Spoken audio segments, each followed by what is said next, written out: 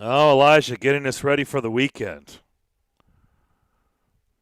I like it. Don't forget Nashville Sounds Baseball on 94.9 tonight. They take on, or they begin a 6-game homestand at First Horizon Park against Columbus. Pre-game show begins at 6:50. First pitch at 7:05 p.m. Sounds Baseball on 94.9, presented by 312 Pizza Company and Farm Bureau Health Plans. Don't forget, I said they're starting a 6-game homestand. So Saturday's game against Columbus will have a first pitch at 7:05 on 94.9. Sunday, that first pitch will be at 6:15 p.m., and that will be right here on ESPN 102.5 The Game. Special thanks to Tony Husband for coming on, talking about Nashville SC, as they will be back on the pitch on Sunday. Back here on Darren, Daunic, and Chase. Did you guys see? We talked about it this week. NHL free agency began Wednesday morning, so we've been talking about it on the show. And with the flat cap, maybe we suspected things were going to be down.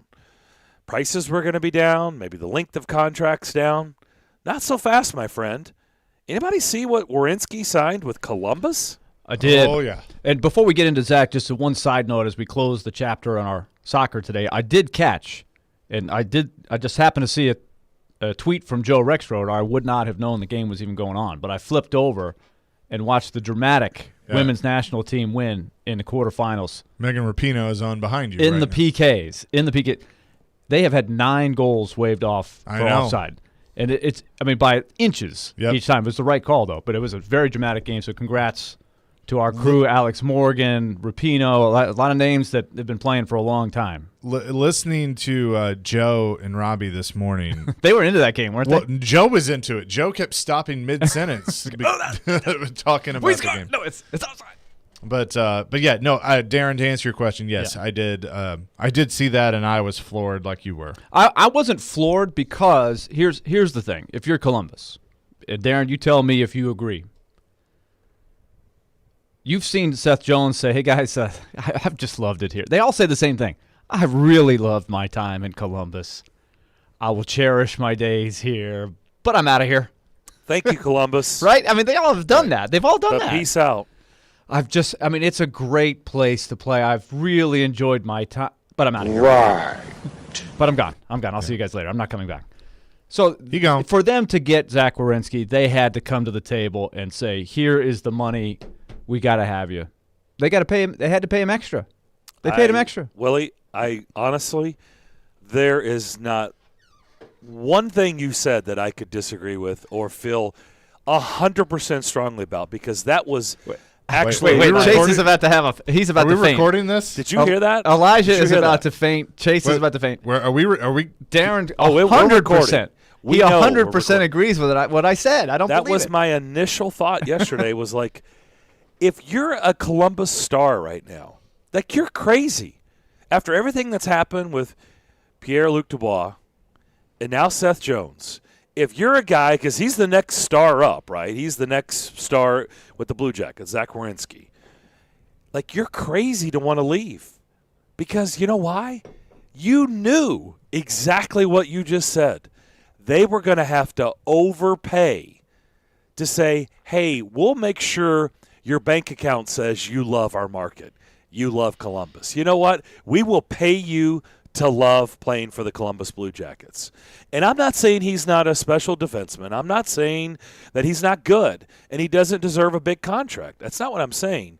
But you knew that they were going to – now, they didn't get him for 8. So that tells you – he's like, look, okay, I'm going to love you for this amount of money, but I'm only going to love you for 6 years, okay? Like, we're not going to do 8.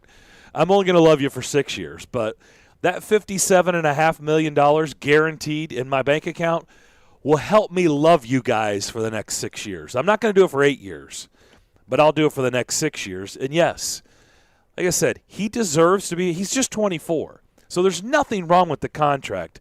But you knew Columbus was going to come big because of what's happened in the last year plus. Basically, everybody who's big comes through there says, yeah, I want out. I don't want to stay here. I also He's making more than Yossi. per year. It's Fair well. almost exactly the same, But right? I mean, but that's what happens. It's 9.5. But in 9.5. sports, so every time you say, "Oh, he's the most highest paid," the next year it's going to get Right, broken. somebody- Yeah. But with the flat cap, this is interesting. But I do like the idea, to some degree, of you're paying him for his prime years, and you're not going into the 30-something years and still paying him $9 million, which is the problem with some of the contracts that have been signed. Roman Yossi's is in there, right? Roman Yossi is going to be mid-30s, making $9 million Right. down the road. I mean, I'm not looking. I got faith in Roman, but even him at 35, I'm not sure he's going to be zipping up and down the ice like he can. The other thing about Werenski is he does get hurt some. He's only 24, and he's had his share of injuries that have kept him out for a while. But somebody had to be the anchor for Columbus. They're hoping he's the anchor and he can attract other players and they can build another nucleus of talent. But, man, they are up against it. In the division they play in, they're having to retool, regroup, rebuild. The Line A thing didn't work. They're changing coaches. Yeah, Oh, boy. let's say new coach. Yeah. And it's funny because it's like, all right, was Torts the problem? Did he? We'll find out. I think we're definitely going to find out. So, but good for him. I mean, I guess that's the thing we've been talking about over the last few days is even though with the flat cap and everybody was thinking, all right, they're not going to be handing out the contracts like they have. You've seen guys get paid for a long time. I mean, it's not 8 years, but 6 years at 9.5. Excuse me, 9.58, and this is what makes our theory, Willie, even more correct. What did Seth Jones make? What did he make? Yeah, what was his contract for? How much a year? Oh, he's 9.5. 9.5. Well, isn't that ironic that they were willing to go 9.58 just to say, you know what, we love you a little bit more than Seth. Give you a little bit more than Seth. Chicago gave Seth 9.5. We're going to give you 9.58 just to let you know how much we love you. Yeah, because Seth was I guess he's in the last year of his current deal, making 5.4. So he was making about $400,000 more than Werenski, who was right at 5. Okay. And now I mean, you think that was by coincidence? No, I don't think no. so. So now you have those two contracts plus Cale Makar. They've all jumped up in there with Roman Josi. And then how great does that San Jose Sharks deal with Erik Karlsson look now? For 11. How's that aging?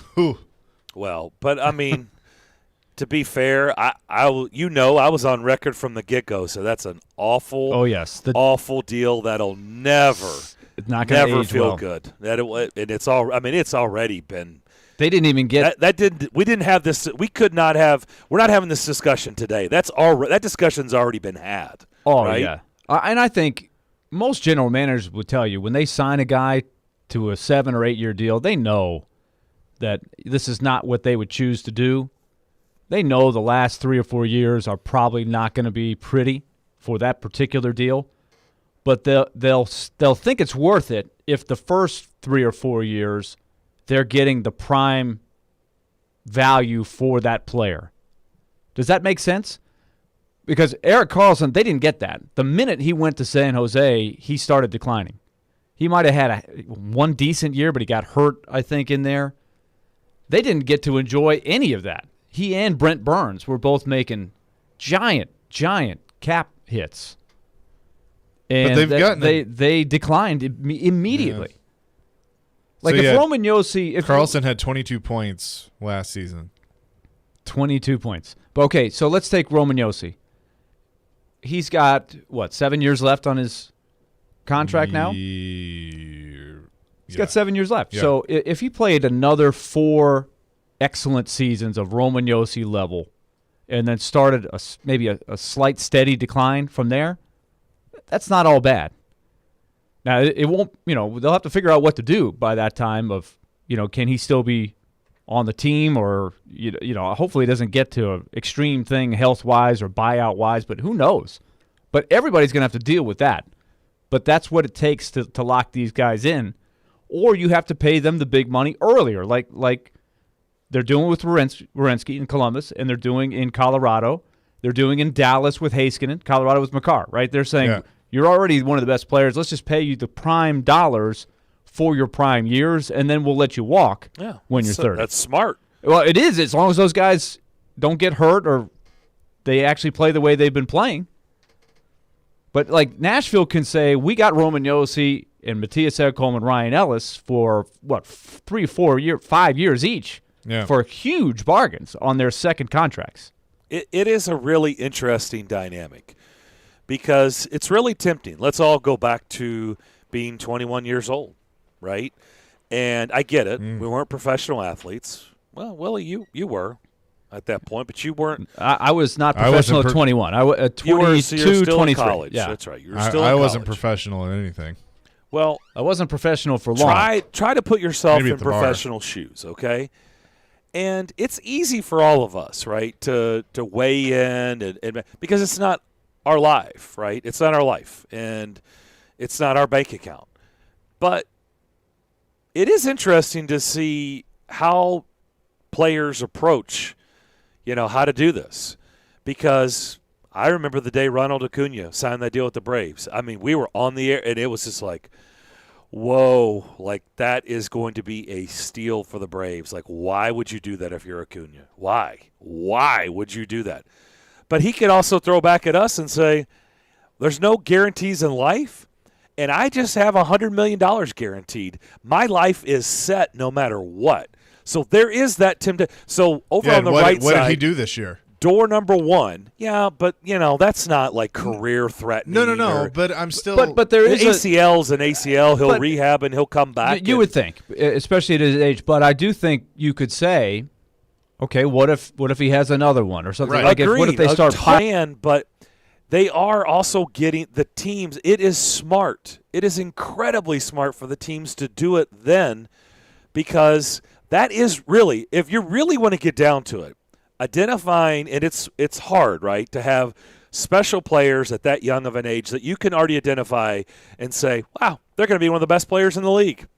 We can already see that at this age. So very few teams are afforded that luxury. But when you have that, it is absolutely the way to go, because honestly, you don't want that next contract after that. I get it. Chase, today you would wear an Acuna jersey every day, and he's the most popular player on the Braves, and I get it, rightfully so.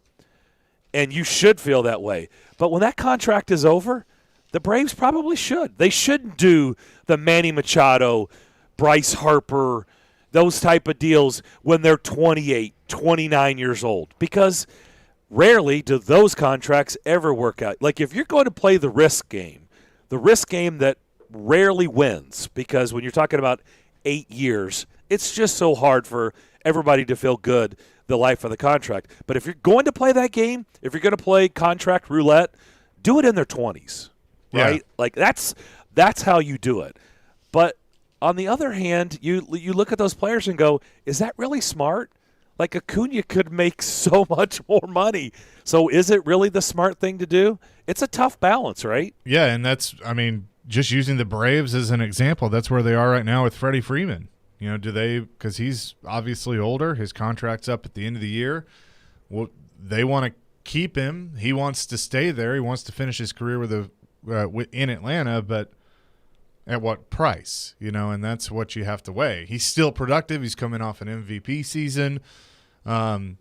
Still one of the best players on the team, but he's 31 years old.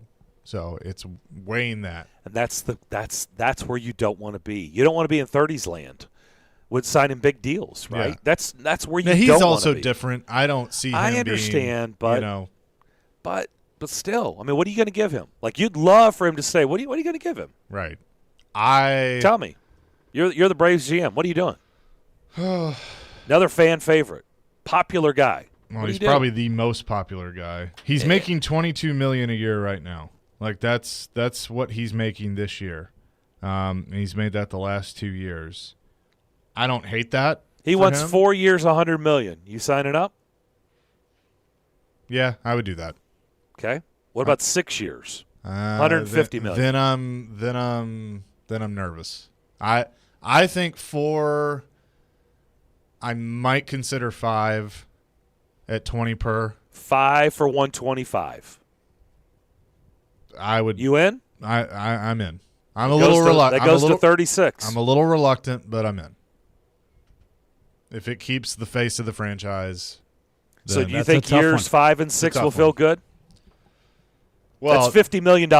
You think years 5 and 6 will feel good? Well, I'm saying year 4 and 5. Like I'm capping it at 5. I'm not going to. I meant years 4. I'm sorry, Yeah. years 4 and 5. Years 4 and 5. That's $50 million. You think those? Will I don't feel know. Good? I can't give you a good answer to that. I mean, Chipper played till that age, and he wasn't the same, but he was still productive. Still very good and Yeah. worth having on the team for value. Yeah. Freddie Freeman's got some of that, right? Freddie fits that mold. He does. He's the leader. Mm-hmm. I mean, Freddie is very much from a leadership standpoint. I'm not going to say their personal life, but from a leadership standpoint, he's a lot like Chipper in that sense. So, a little different off the field. But You took it there. I wasn't going to take, but well, Freddie's I not see, but I see your marrying point. Hooters But he is waitresses. he's a representative. He is the face of the franchise. That's worth something. Yeah. And you know that when you're paying that guy, even if he's making more than he probably deserves at that stage of his career, he's going to represent and work extremely hard to be worth whatever he's worth. Yeah. He's not gonna just pack it in and say, now I've got the contract, I'm mailing it in. He's just a special player. So I feel better about overpaying for him. I mean, he's hitting 287 with 23 home runs. And that's after a really bad start. He's Yeah. on fire Oh, yeah. right now. By the end of the year, his numbers will look like they normally do in a year that it's hard to hit. Yeah, and I mean, This is a year that's hard to hit. Acuna was obviously in the MVP discussion before he got hurt. I don't know if Freddie will be, but he could certainly be right there. But that's what's 287, flirting with 300. That's him. That's what he does. But Darren, this is maybe the difference in the hockey that we're talking about. In baseball, there's wear and tear for sure, but there's not the banging and the physical toll that you have as a hockey player. That's hard to project how a guy's going to age. The injury risk is higher in hockey. Would you agree? Oh, and then baseball? For sure. So that's the tricky Absolutely. thing about saying let's just pay the guy $9 million now and go for it, because it's just there's nothing you can do. And in both sports, every dime is guaranteed, whether the guy gets injured or not. Yeah. Yeah. But I mean, I hear your conversation or hear what you're saying on him, on Freddie. 5 I just more think years. it's interesting. I think it's a tough balance because, on one hand, everybody says, bet on yourself. Well, that's great, and that's easy for everybody on the outside to say, bet on yourself. But if a team is telling you at 21 years old where you just became legal to drink and you just basically became an adult, I know 18 is – but, I mean, let's be honest. Like, you're not really an adult till you start getting to your 20s, and although I really wasn't an adult in I my just 20s. became one. I was going to say maybe it was a little bit later for me, but you Typically get my is drift. for men. If you're a professional athlete and it's you're set for life. I mean, you have the opportunity to agree to something where you're set for life no matter what the outcome is. No matter what happens, there's no way to project. Or you could play the next whatever years on that contract, very lucrative contract in your 20s, and realize at the end of that contract, man, I could have made 2 to 3 times more than that. Like, what was I thinking? Like, sure, that could be in play, but what do you do at that age? Like, the team is offering to make you set for life right now, or you can keep gambling on yourself. It's an interesting balance. It's easy to decide on your couch, right? But if you're in those shoes, it's not so easy. I think for the hockey guys, though, in this case, it was easy. I don't, because I think Heiskanen, Werenski yesterday, and Makar a couple of days ago, they got the money that very few unrestricted free agents get. So the betting on themselves for that, I don't know if they would have gotten a whole lot more. Like I think that was almost a no-brainer for them. Agreed. Yeah, so real quick with Acuna, he's making $5 million a year right now. Next year that goes up to $15 million. The highest that he'll make per year is 17, and when his contract expires in 2029, he will be Freddie Freeman's age then, 31, when his contract expires. Right. It's amazing. So he might have a chance for another decent payday then if he stays Possibly, healthy. yeah. But he's left. Let's just call it what it is. He's left money on the table. He is not going to be able to maximize, his value, because there's no way at 31. If that contract was wrapping up at 26, 27, even, different story. But at 31, no way he's getting. There's no way he's going to get the maximum type of. At 26, even 27, yes, we could talk about Acuna and $300 million, right? But I don't think at 31, even if he stays the same, do you think anybody's going to do that at 31? $300 million? Man, what does the league look like then? I don't know. $300 million may be chump change. By right. then. Like what does it look like in 2029? I mean, you got to ask that question. You got to ask, what does he look like? Is he still playing the same? Or is it a situation where Atlanta's trying to decide with him, like they are with Freddie, what they want to do? Because at that point, Freddie's probably gone. No, probably he is gone. He's retired. So Acuna, Albies, those are your veterans then. So what are you doing? Because Albies was another one. They got Albies on a good deal for a long time. Yeah. So. He's good. He's really good. He's not Acuna good. No, which is Acuna's at a different. He's just a different level. Yep. Mike, the Titans were going to wrap up training camp today earlier than normal. So yeah, they're almost about done. So they're about ready to get off the field. So we could have Mike Vrabel hear what he had to say after day 3 of training camp, sometime when we come up, maybe earlier than we thought, in the second hour of the program. So stay tuned. A lot more coming here on Darren, Daunic, and Chase, ESPN 102.5 The Game.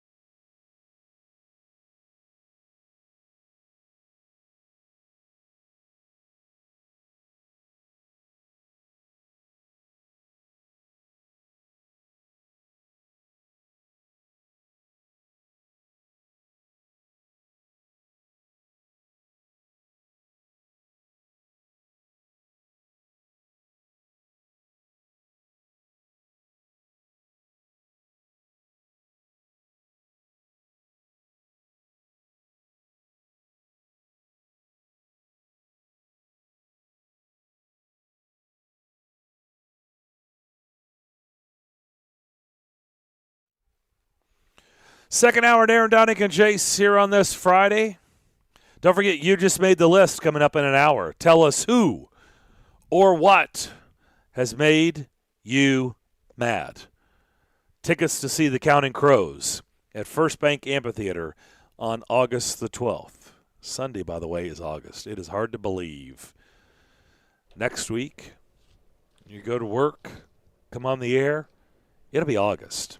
Yeah. It feels like it outside, but man, hard to believe.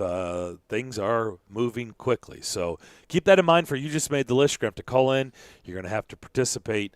And the best one will get tickets to see the Counting Crows at First Bank Amphitheater on August the 12th. I am ready. That venue getting great acts coming. So I know. I need to go check it out.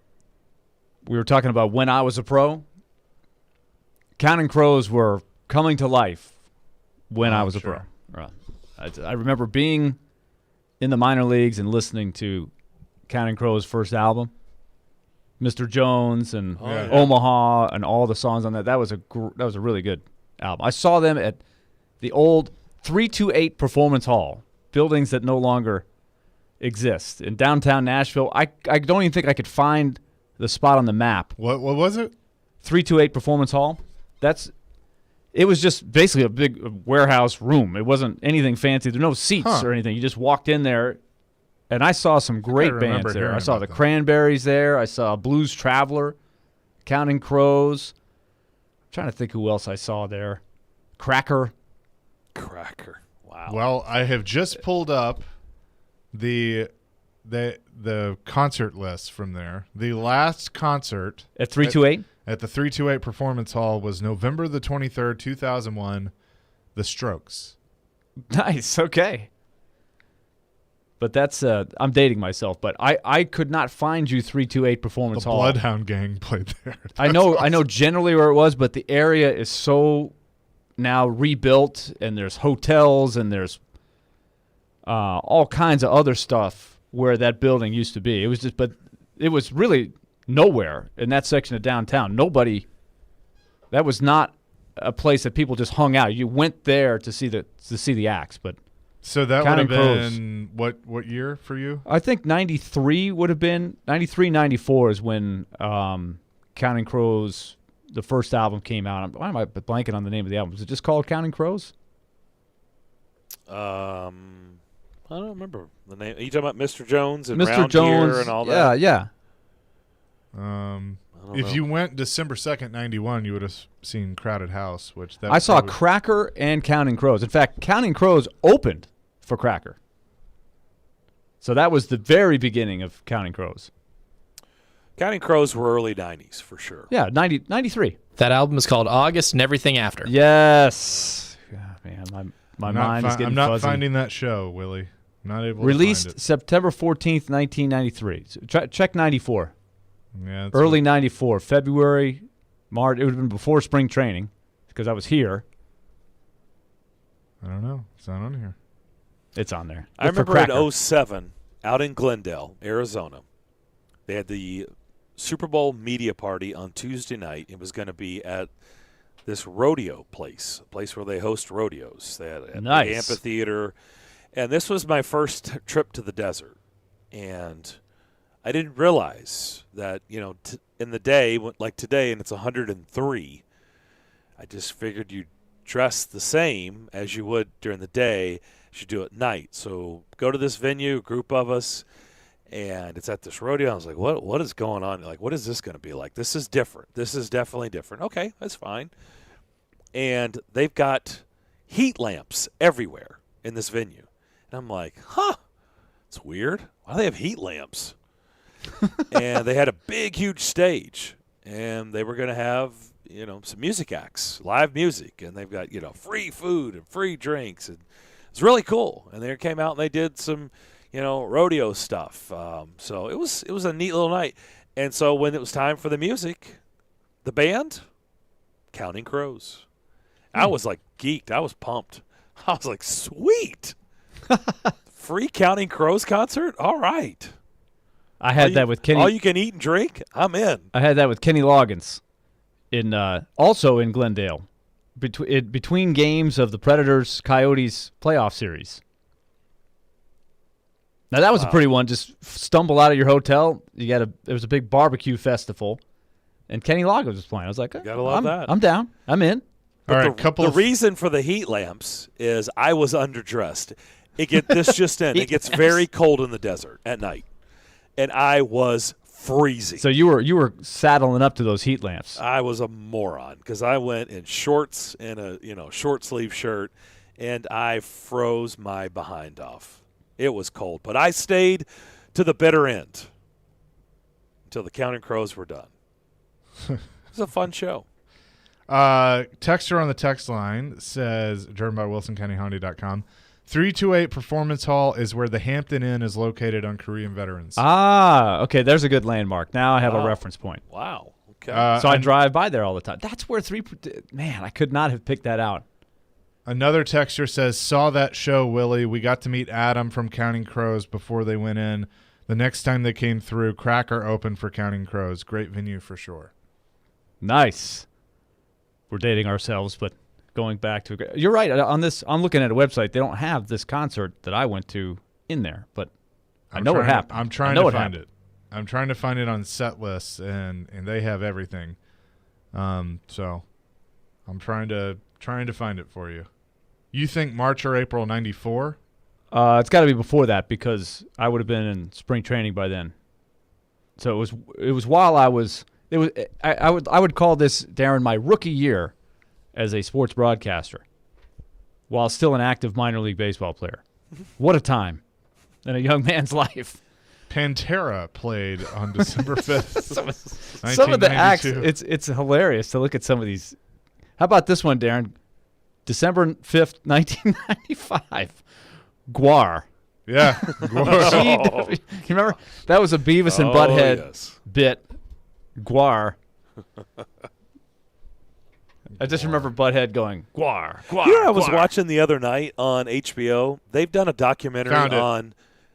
Okay, hold on. We got to pause all this because it sounds like we need to head over to St. Thomas Sports Park and hear from Titans head coach Mike Vrabel. Well, I mean, I think you're always trying to address it, before it becomes an issue. I think just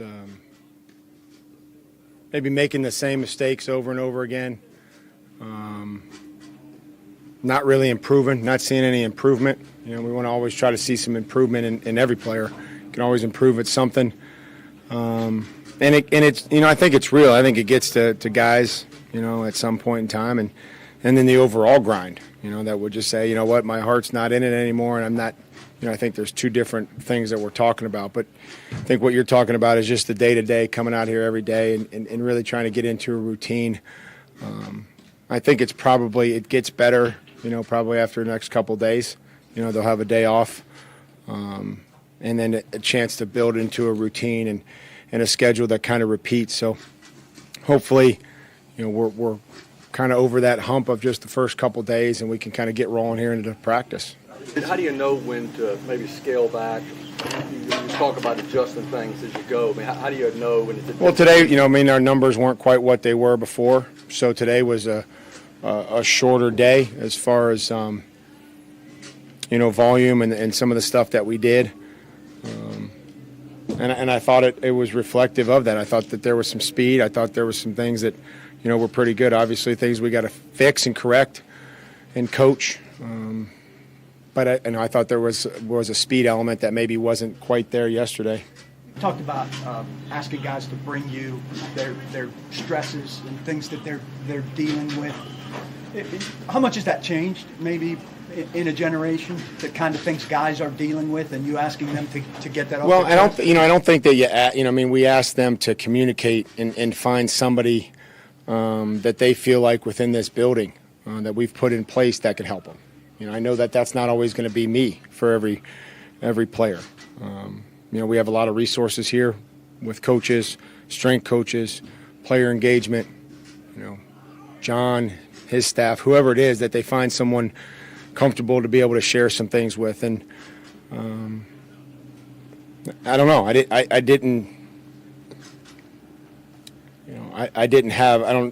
was just different. It was just different. I was married when I was in New England, I was married after the first couple years in Pittsburgh, and you started to have kids, and so I think for me, it really hit home when I got to Ohio State and I was coaching there. And you take stock of 14 or 15 defensive linemen or a linebacker group, and they're from Florida or South Carolina or Texas, and you really act as parents and coaches, and you wear a lot of different hats. So I've tried to carry that over, and I know that I don't know how other people do it. I'm sure they have their own particular way, but you got to build a certain trust with a player, and that allows you, I think, that build a connection to be able to coach them hard and demand a lot out of them. I'm sure your dad had to be a little bit of a psychologist as a high school coach. Did you anticipate this much of it as part of your job, or changing society kind of accelerated it? I think that has something to do with it. I think certainly society has something to do with it.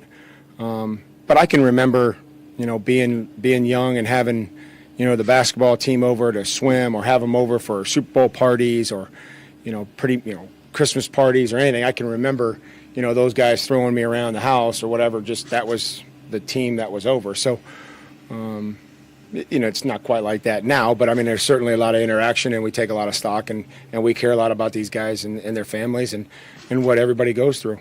Your sense of how hard last year was for Chester Rogers, a veteran guy, to spend a season on the practice squad and not get any games? I think you'd have to ask Chester, how hard that was for him. I appreciate his professionalism, and, he got better and he improved, and I know that he would have been ready to go had we called upon him. But he's done everything that we've asked him to do in the off season. He's communicated with us, had a baby in the off season, and spent time with his baby. Then obviously made time to come here and be with us and work. And has gotten off to a good start here. The biggest challenge for a pass catching tight end, a guy like Ferk, as he maybe tries to transition to more blocking, what are the biggest things he needs to kind of focus on in that regard? I think when you give up, a size element,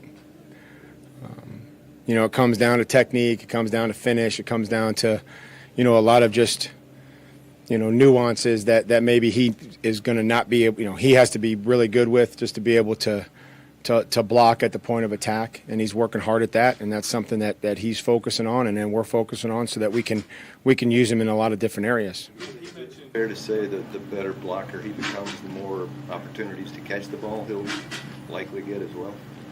I mean, I think that the more that he would be out there, so the more that you're out there, the more they have the opportunity to block or to catch or run whatever play that we have called. Berkshire mentioned, using his quickness instead of maybe thinking in terms of having to be like a stalker or something. Right. Is it like learning what your strengths are? Sure, that's always what we're trying to do. If we said, hey, go watch some blocking tight ends, we wouldn't watch, Lee Smith, or a bigger bodied guy, we'd say, hey, let's watch, George Kittle and watch how he, his speed off the ball and how he's able to gain an advantage with his speed, with his quickness, and get into guys, and then look where his hands are and look where his, his grip strength and how he's able to stay attached to guys, and look at his finish, right? As opposed to look at this guy just trying to maul you and, just going to try to out-muscle somebody. Do you anticipate continuing to get chances to return punts as camp progresses, and how do you evaluate the competition there? I mean, there's only 3 of them right there, so what was that? Kinsey, Rogers, and Batson. And, obviously we can watch how they handle it and coming off the jugs, but I think the most important thing is being able to make great decisions in the game, the preseason games. Hopefully we can make them punt.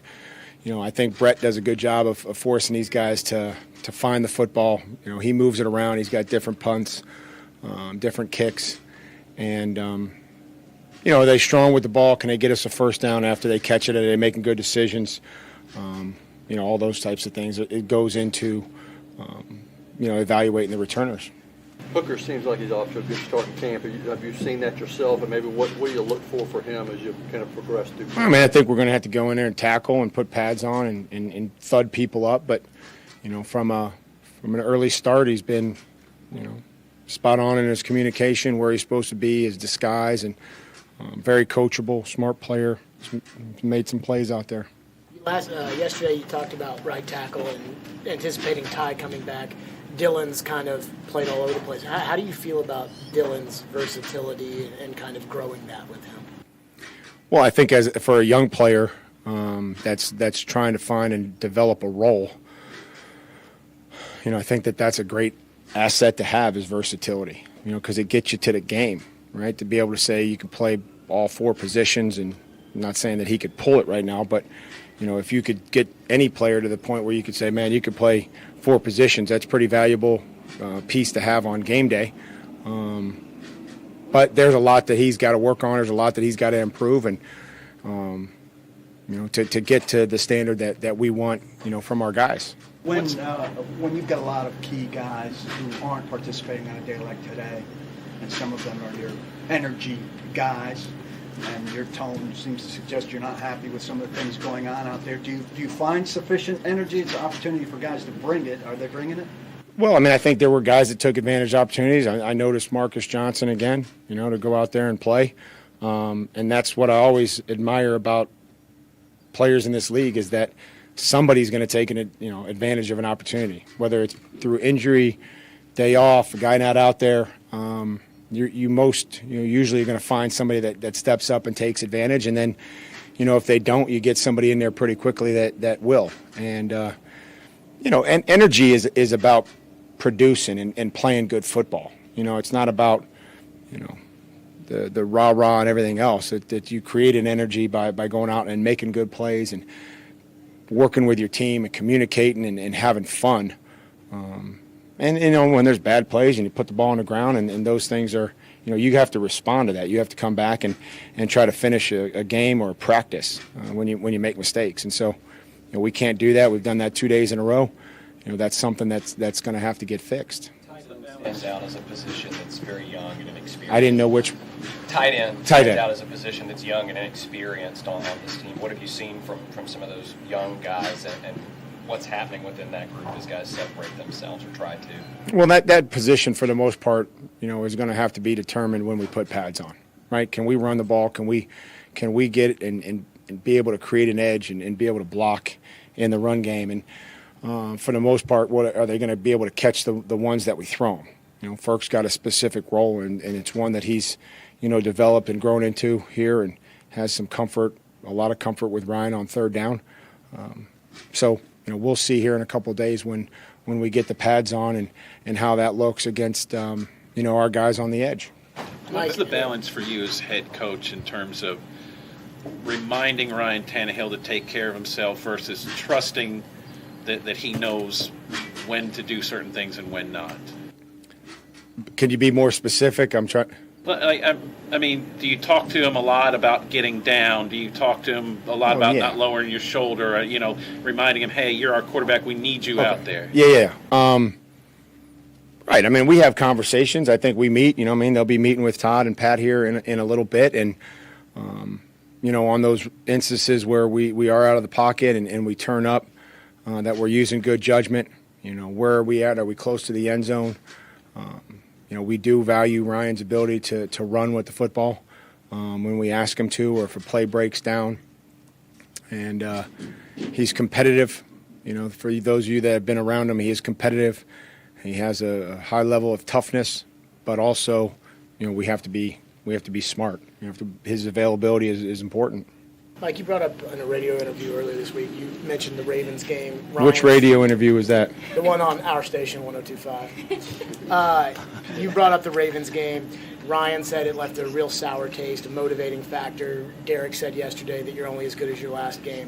I know you like to move forward, but how much does that loss probably still sting with the core of this group? Well, I think you have to evaluate yourself against, other playoff teams and how well you do. We've tried to create a standard here that we're gonna win. We want to play and host home playoff games. We want to win the division, and when you come up short, it's disappointing. But we've got a long way to go before we even start talking about playoffs and everything else. And so whatever's motivating those guys to be better and to improve, to play well when the season starts. That's what's important to me. You know, my job is I have to be able to manage a lot of other things, and I can't focus, you know, solely on our last loss. You know, 31 teams are going to deal with, you know, losing their last game or, you know, not having the season that they wanted. You know, you're either going to not make the playoffs or you're going to lose in the playoffs, and one team's going to win it, and then they're going to probably start back over again and keep building. And you know, I like our core group of leaders, and you know, I appreciate the message that they try to share and relay to our fans. You mentioned motivation just now. As a player or even now as a coach, does not getting that national spotlight, does that kind of tick you off, or is that something that you guys could draw, like, they don't want to respect us, so we're going to show them? No, I mean, I think that we're in the National Football League. We get it's an honor and a privilege to play in this league. You know, the preseason power rankings are out. We're probably in our normal customary spot, anywhere from, you know, 14 to 12, normally where we land every year. That can't be our motivating factor. You know, I mean, we've got a lot of work to do, and this league is just so. There's a fine line between winning and losing, and having a great season and having a good season and having a poor season. So, you know, we're going to focus on what's going on here and what's happening and how we have to improve and hopefully can string together. We're, you know, going to move on to third down. We know how big that is for us. That'll be, you know, our emphasis for this afternoon, this evening, and the walkthrough, and then, you know, hopefully we can come out and try to compete in some third down tomorrow. Kevin Byard coming up, following you today. What was your challenge to him after last season, and how has he maybe handled things this off season to start going into starting camp? I mean, I just lead our football team. You know what I mean? Be ready to go, and he's done all that. He's come back in great shape, communicates, you know, and it's good to sometimes not have him out there, so it's forcing other guys to communicate and talk. And, you know, we've gone through days where I've asked him not to say anything, just to see what would happen. And, you know, that's a great asset, you know, that he talks, communicates, and, you know, continue to work on his tackling and continue to improve that, and, you know, find chances to make plays to help us win. But, I mean, he's great communicator, studies, you know, works hard, and, you know, gets himself ready to play. And, you know, he's just one of those guys during practice on a day like today or yesterday, you know, he doesn't seem like he's ever drained, right? Because he knows what he's supposed to be doing. So his mind's not wasting a bunch of energy before the ball snapped. And then obviously he's in great physical condition. So, and we're trying to get everybody to get to that point to where, you know, they're so comfortable with what we're doing that they don't waste a lot of energy before the ball snapped. That snaps, mishandled snaps the last couple of days. I know Ben wasn't there today. Captain Obvious. Thank you. Ben was in there. Ben was in there. Today? Yesterday when we fumbled. Right, but today wasn't. How many we have? 3 in the last 2 days. At least 3 in the last couple of days. 3, I know. Yeah. That surprise, anything in particular? Doesn't seem like we see that, you know, often in camps before. Yeah, I mean, it's most basic playing football, and we have to be better. You know, we're trying to change the snap count up, right? We have different cadences that we use and motions, and sometimes, you know, when you change the snap count up, you know, and we have to work. We got to work at it. It's the most basic play. It gets the play started. That ball is going to get kicked, and it's going to go on the defensive side, and they're going to have it. And that's a really, really unforced error, and it's something that you know, just can't happen. And so we'll just have to work it and clean it up and move on. Today's the first time you set the ball with some distance as opposed Correct. to red zone. Does that change the snapshot of some of the DBs who now don't have confined space to cover but have? Right. I mean, I think it will. I think that'll certainly give us something to look at, you know, out in the field. And then we'll keep working and keep moving around. We know how important the red zone is, but there is some certain different techniques that are played, being in the field and being in the red zone. So, you know, we'll evaluate those guys that were out there today, and, you know, we'll be out in the field again tomorrow. Why no kicking here today? You know, I think just there's certain days where these guys are getting a lot of kicks in. You know, they're kicking off to the side. You know, they're kicking in our team period. And, you know, Auk and James, you know, Will Hoyt, you know, who we've hired here recently to help with a specialist. You know, they come up with a plan and, you know, try to watch how many balls those guys are kicking and, we'll be back at it tomorrow, and we'll be able to evaluate them tomorrow. But they just needed a day off. What's James Wilhart's title? I don't know. Check the website. I don't worry about titles as much as you guys do. So is he your He's the guy I'm going to bitch to when we miss him. Yeah. So you hired a kicker coach instead of a kicker? Yeah, I was going to say he's a guy who's kicked, right? Is it important to have a guy who knows that feeling for those guys to talk to, you think? Or what? Yeah, I mean, I think that anything we can do to help guys do their job better is what we're going to try to do. And he'll work, he's worked with Brett in the past. And so I felt like, meeting with Auk, and we looked at a few guys that he could assist us, as we move forward towards the season. And, we'll do our best. And I know we're going to find guys that are going to make field goals. Is he full-time? He's here when I leave at 9 o'clock. All right, there you go. That was Titans head coach Mike Vrabel, and all of our press conference coverage brought to you by Hillside Medical. A lot to digest. We'll talk about it on the other side as you listen to Darren, Daunic, and Chase, ESPN 102.5 The Game. But first, let me tell you about Firestone Tires, the only tires driven by IndyCar drivers. They're finally hitting the road and racing on the streets of Nashville that they call home. Watch all weekend as Firestone Rubber meets the legendary streets of Music City and enjoy the sweet music of IndyCars racing along every stretch, even crossing water on the Korean Veterans Bridge. Feels good to be home for Firestone, the exclusive tire of the Big Machine Music City Grand Prix and the official tire of the NTT IndyCar Series.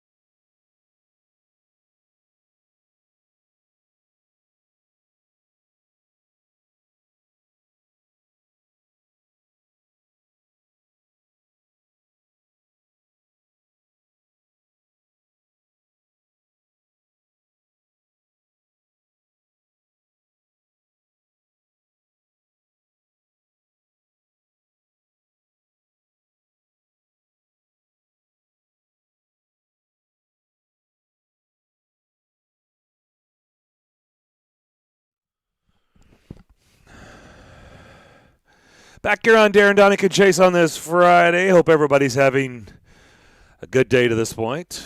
We just played you Mike Vrabel talking to the media after day 3 of Titans training camp.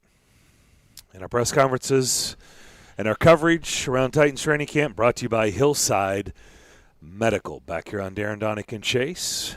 Learning that James Wilhoit is now on the staff. Of course, guy who kicked at UT. I think he kicked at Hendersonville. I think that's he did way back in the day when I did the town. Darren, you and I would do the Friday night high school show on our previous station, and I did the Saturday morning, or maybe some years it aired Saturday morning, some years Sunday morning, a high school 30-minute highlight/magazine show. That was his heyday as a Hendersonville Commando. I remember we had highlights of him kicking one from like 55, I think, on the show. He was a very impressive high school kicker on a really good team, the old Commandos, and then he went on to UT. And of course, that was, forget what year that was, but it was the last year that Tennessee beat Florida for a long, I was at that long game. time. 2004. 2004. I mean, I'll never forget it. I was there. It was the loudest UT game I've ever. It was the loudest college football game I've ever been at.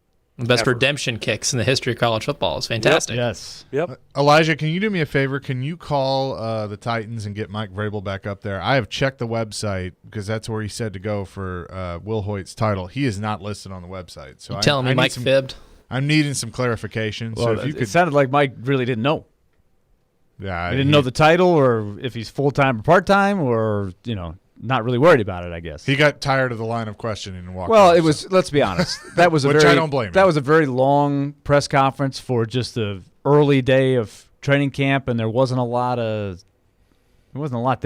He was probably a little fatigued. I don't know. Okay, I give disagree me a little bit. give me the most interesting, because it I was was funny. inter- The Will I Hoyt was- thing was funny because we all know Yeah. Will Hoyt. Well, Will Hoyt. Will Hoyt. I thought that was interesting. The kickers weren't kicking today. They had a bad day yesterday, and they weren't out there kicking today. Yeah. Coincidence? I don't know. Maybe. But I thought that was interesting. I mean, yeah, some of this stuff. But, talking about. The tight ends and pads, that was interesting. Yeah, there's another one. I think that, because I haven't thought about it that way. You haven't put the pads on yet, and it is hard to evaluate some positions Of without course. the pads on. I think we all want to know these answers to the questions we've been asking really the entire offseason. But there aren't going to be answers for a few more weeks. And that's a great example right there. But really both of them, the kicker and the tight end, there's just not much he can say yet. We have to wait and see. I know this, yeah. I think there are some positions you can tell a lot from practice. From kicker, I would probably put in that category. It's the pressure goes up during a game, but Yeah, but how else are you going to evaluate them in this time of year? Yes, But I all think you got. I think what you're saying is if you're not performing well in the pressures of practice, it's not going to go well in the of a game. Correct. So them not kicking today, okay, maybe there's nothing to that. Maybe there is, but I still feel pretty good about my prediction that it's not going to be either one of them. I just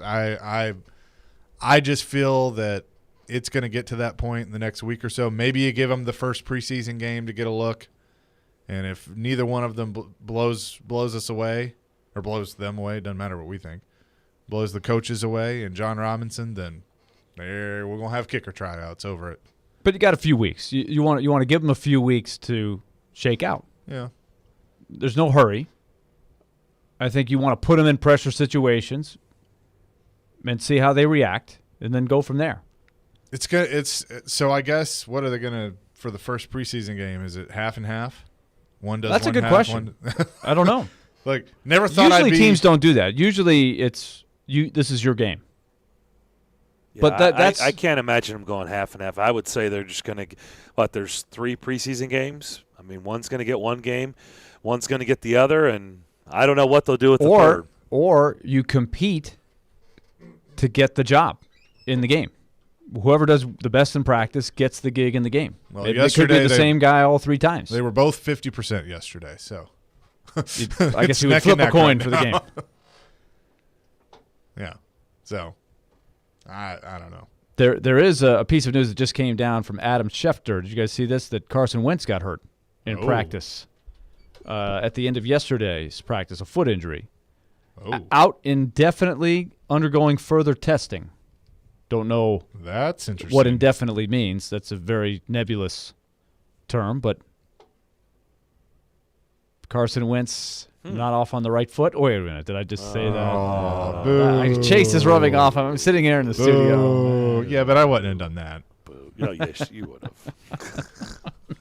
You're mad that you didn't do it. Lies. All lies.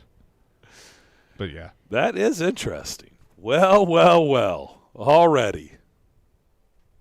Hey. Long ways to go, but I'm trying to think back. What was the big injury when he was having his best season? That wasn't a broken foot, was He tore his ACL. ACL. Tore his ACL. It was run into the end zone. That's right. Diving into the end zone. Diving into the end that's zone. right. He got his clock cleaned, and his knee blew up. Which is, by the way, something that was asked about Ryan Tannehill, right? Preserving Ryan Tannehill. Yeah, no, that was a good question too. But that's an age-old issue that I don't think there's any new ground on that.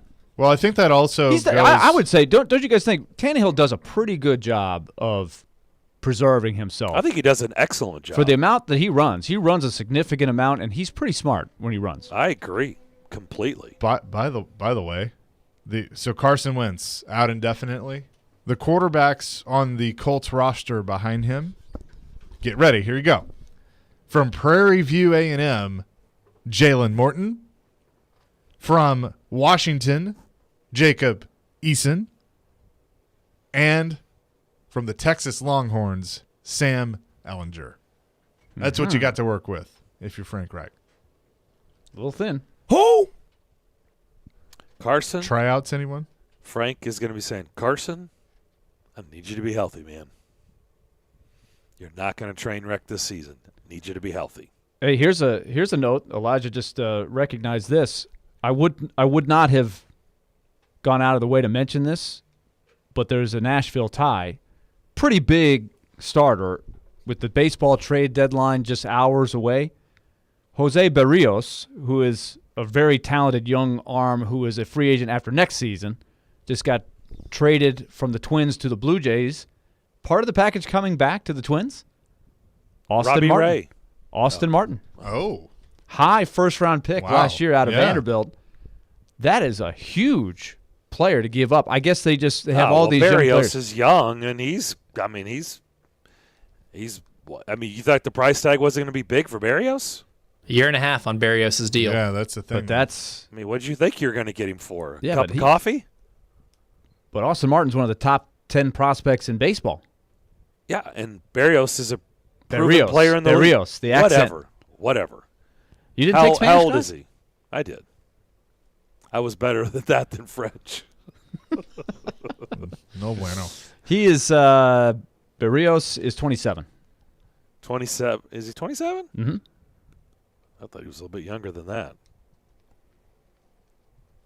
7-5 with a 3.48 ERA. They need pitchers. The Blue Jays have hitters. They have an excellent lineup, Yep. top to bottom. But that's a great pickup for the Twins. On a guy that I guess they were figuring they had for another year, and that's it. It goes back to what you've been saying, Darren. When a guy gets 20, he'll be 28. He'll be a free agent. It's usually a bad buy to invest big money in the pitcher at that point. Well, I mean, he's especially a team good. like the Twins. Berrios is good, but let's be honest, he's not Jacob deGrom. He's not Max Scherzer. He's a very good. Not winning a starting Cy pitcher. Young. Right. Probably not. He's a pretty darn good pitcher. Two-time All-Star. Yeah. Yeah. So Austin Martin, Interesting. get your warm clothes. Austin Martin's from Florida. He's going to Minnesota. Hello, outdoor stadium. April, May. Vamos, Darren. Trabaja en tu español. See. Wow. By the way, if the rumors are correct and it goes through, you brought up Max Scherzer and Trey Turner to the Dodgers. Oh. Really?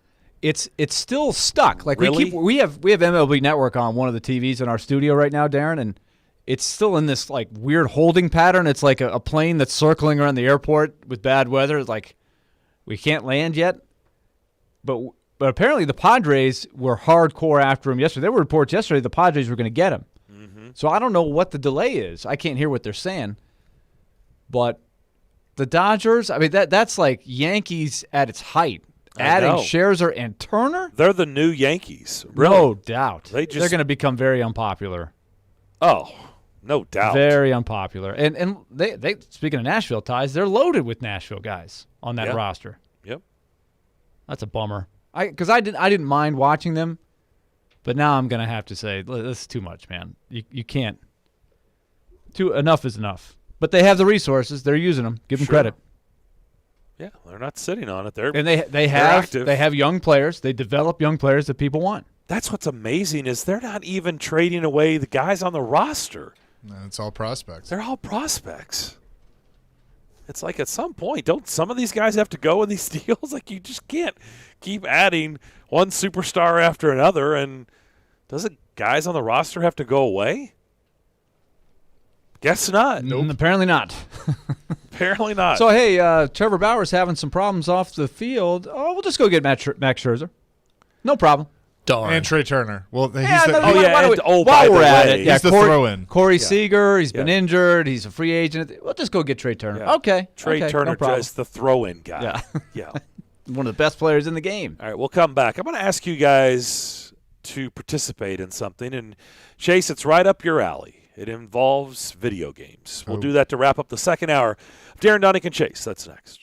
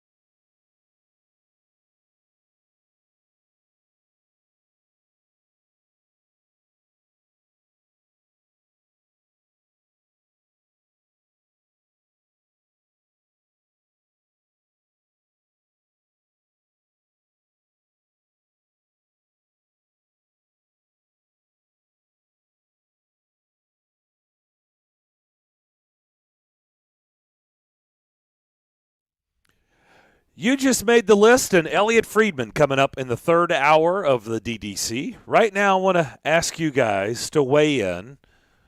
Chase is the only one that's really the expert, and Elijah, because they play video games. I don't play video games. I don't as much as I used to. Life and getting older kind of got in the way. But yes, I do play from time to time. But Madden NFL 2022 has come out with their top 10 quarterbacks. As you guys know, they rank and rate their quarterbacks. So do you guys want to try to see if you can peel off the top 10? Sure. All right. I bet you Chase can do it. Well, you're going to participate too. Chase, go. One. Just name one. Mahomes. Mahomes is number one. Willie. Aaron Rodgers. Rodgers is 3. Elijah. I'll be shocked if Taysom Hill's not on this list. But in all seriousness, Lamar Jackson. Lamar Jackson is 5. So you've got 1, 3, 5. Chase. Brady. 2. Russell Wilson. 4. So there's the top 5. Mahomes, Brady, Rodgers, Wilson, Jackson. Now you need 6 through 10. Kyler Murray. Not on there. Justin Herbert. Not on there. Josh Allen. 7. So you need 6, 8, 9, and 10. Well, there's an obvious one that we don't think is going to play. Oh, yeah. Deshaun Watson. Is he ranked or is he on a separate list? He's ranked. Is he on the bleep list? He is 6. Not going to play list or for now. I mean, look. Yeah. Until the league says something, I mean, I guess they got to roll with him right on the game. I guess, yeah. Yeah, So I mean, he's on the game, so he still gets a rating. If you're in the game, you're in the game. 8, 9, 10. Ryan Tannehill. 9. I'm glad to hear him in there. Good for him. Matthew Stafford. Not on there. So we need 9 and 10? Is that where we're at? 8 and or 10. 8 and 10. Elijah. Go Elijah. Dak Prescott. Ooh. 8. Now you need 10.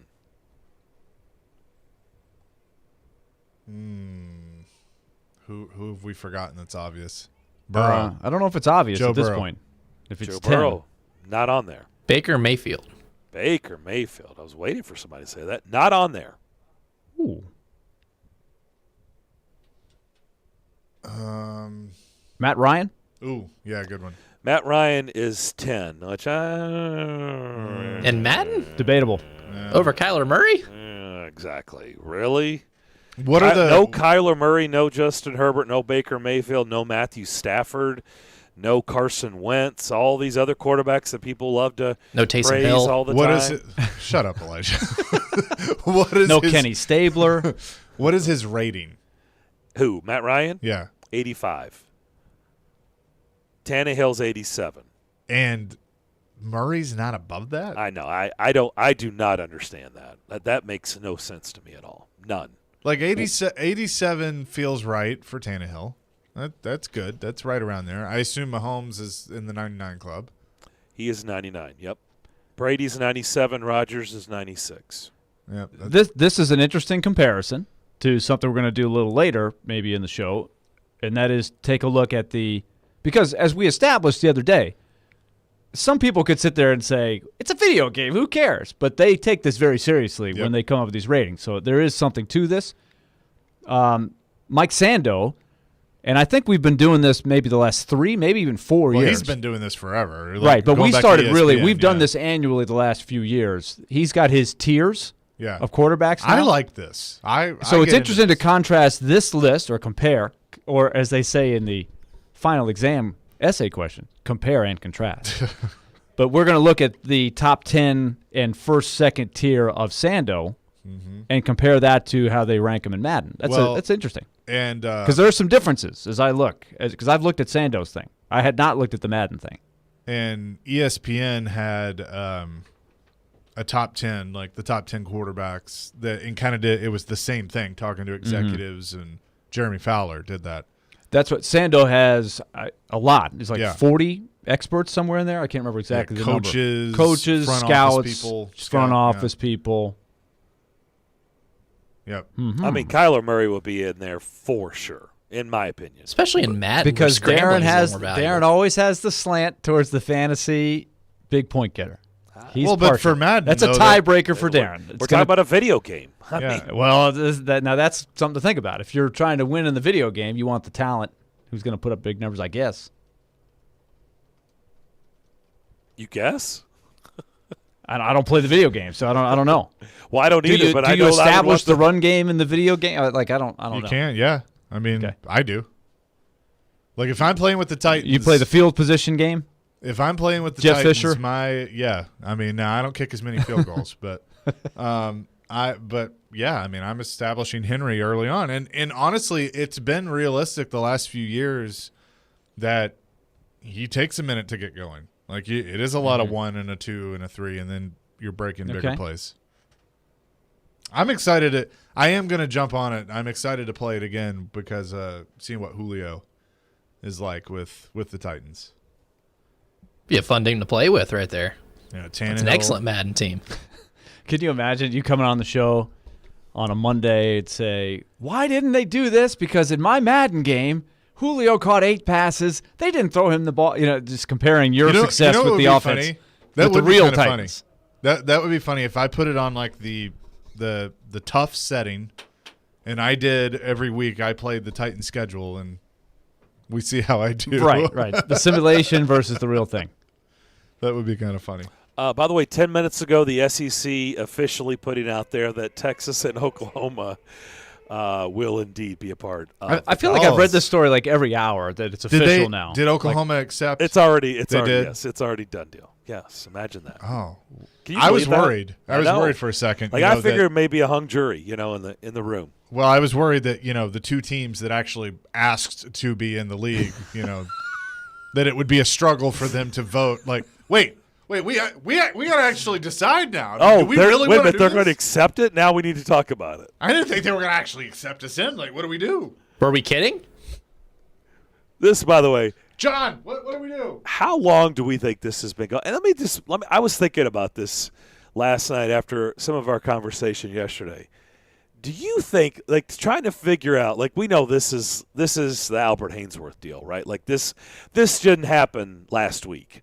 So this has been going on. The question is, how long has it been going on in Bob Bowlesby? How long has he been walking around in the clouds, not having a clue what Texas and Oklahoma, 2 members of his conference, were doing behind his back? They were cheating on him, and he didn't even know it. He had no signs whatsoever. But do you think Texas hiring Steve Sarkisian maybe played a factor in this? Because he was Alabama's offensive coordinator? Yeah. We're going to don't the know. SEC. He's been able to see what Oz has been doing behind the curtain. The timeline would match up. Yeah, I mean, because it was about just December. think about it. Just think about it. I wonder if that played a part in their decision to hire him. Because let's be honest, when he got hired, it was like, really? I mean, okay, but like Texas, like really, all the hot names out there, and really Sarkisian, really? It's an interesting point. And yet he's coming from Alabama. He's the OC. He's been seeing the inner workings of Nick Saban, and don't tell anybody, but we're going to the SEC. But also, I know it's all in the other 2025. but all the other former assistants that have seen what's behind the curtain, it hadn't worked for them. So, Yeah. I mean, a former assistant has never beaten him. So I don't. Yeah, that's a good point. I mean, I'm just saying when it comes to recruiting and everything. I mean, I'm not saying it was the end all be all. I'm saying I wonder if it played a part in their decision to hire him. Yeah, knowing so. like there's a real shot we're going to the SEC. But to your point about Bowlesby, that's what I was bringing up earlier. Like, I'm shocked of how shocked they were that this happened, that they didn't have any clue that something was going on.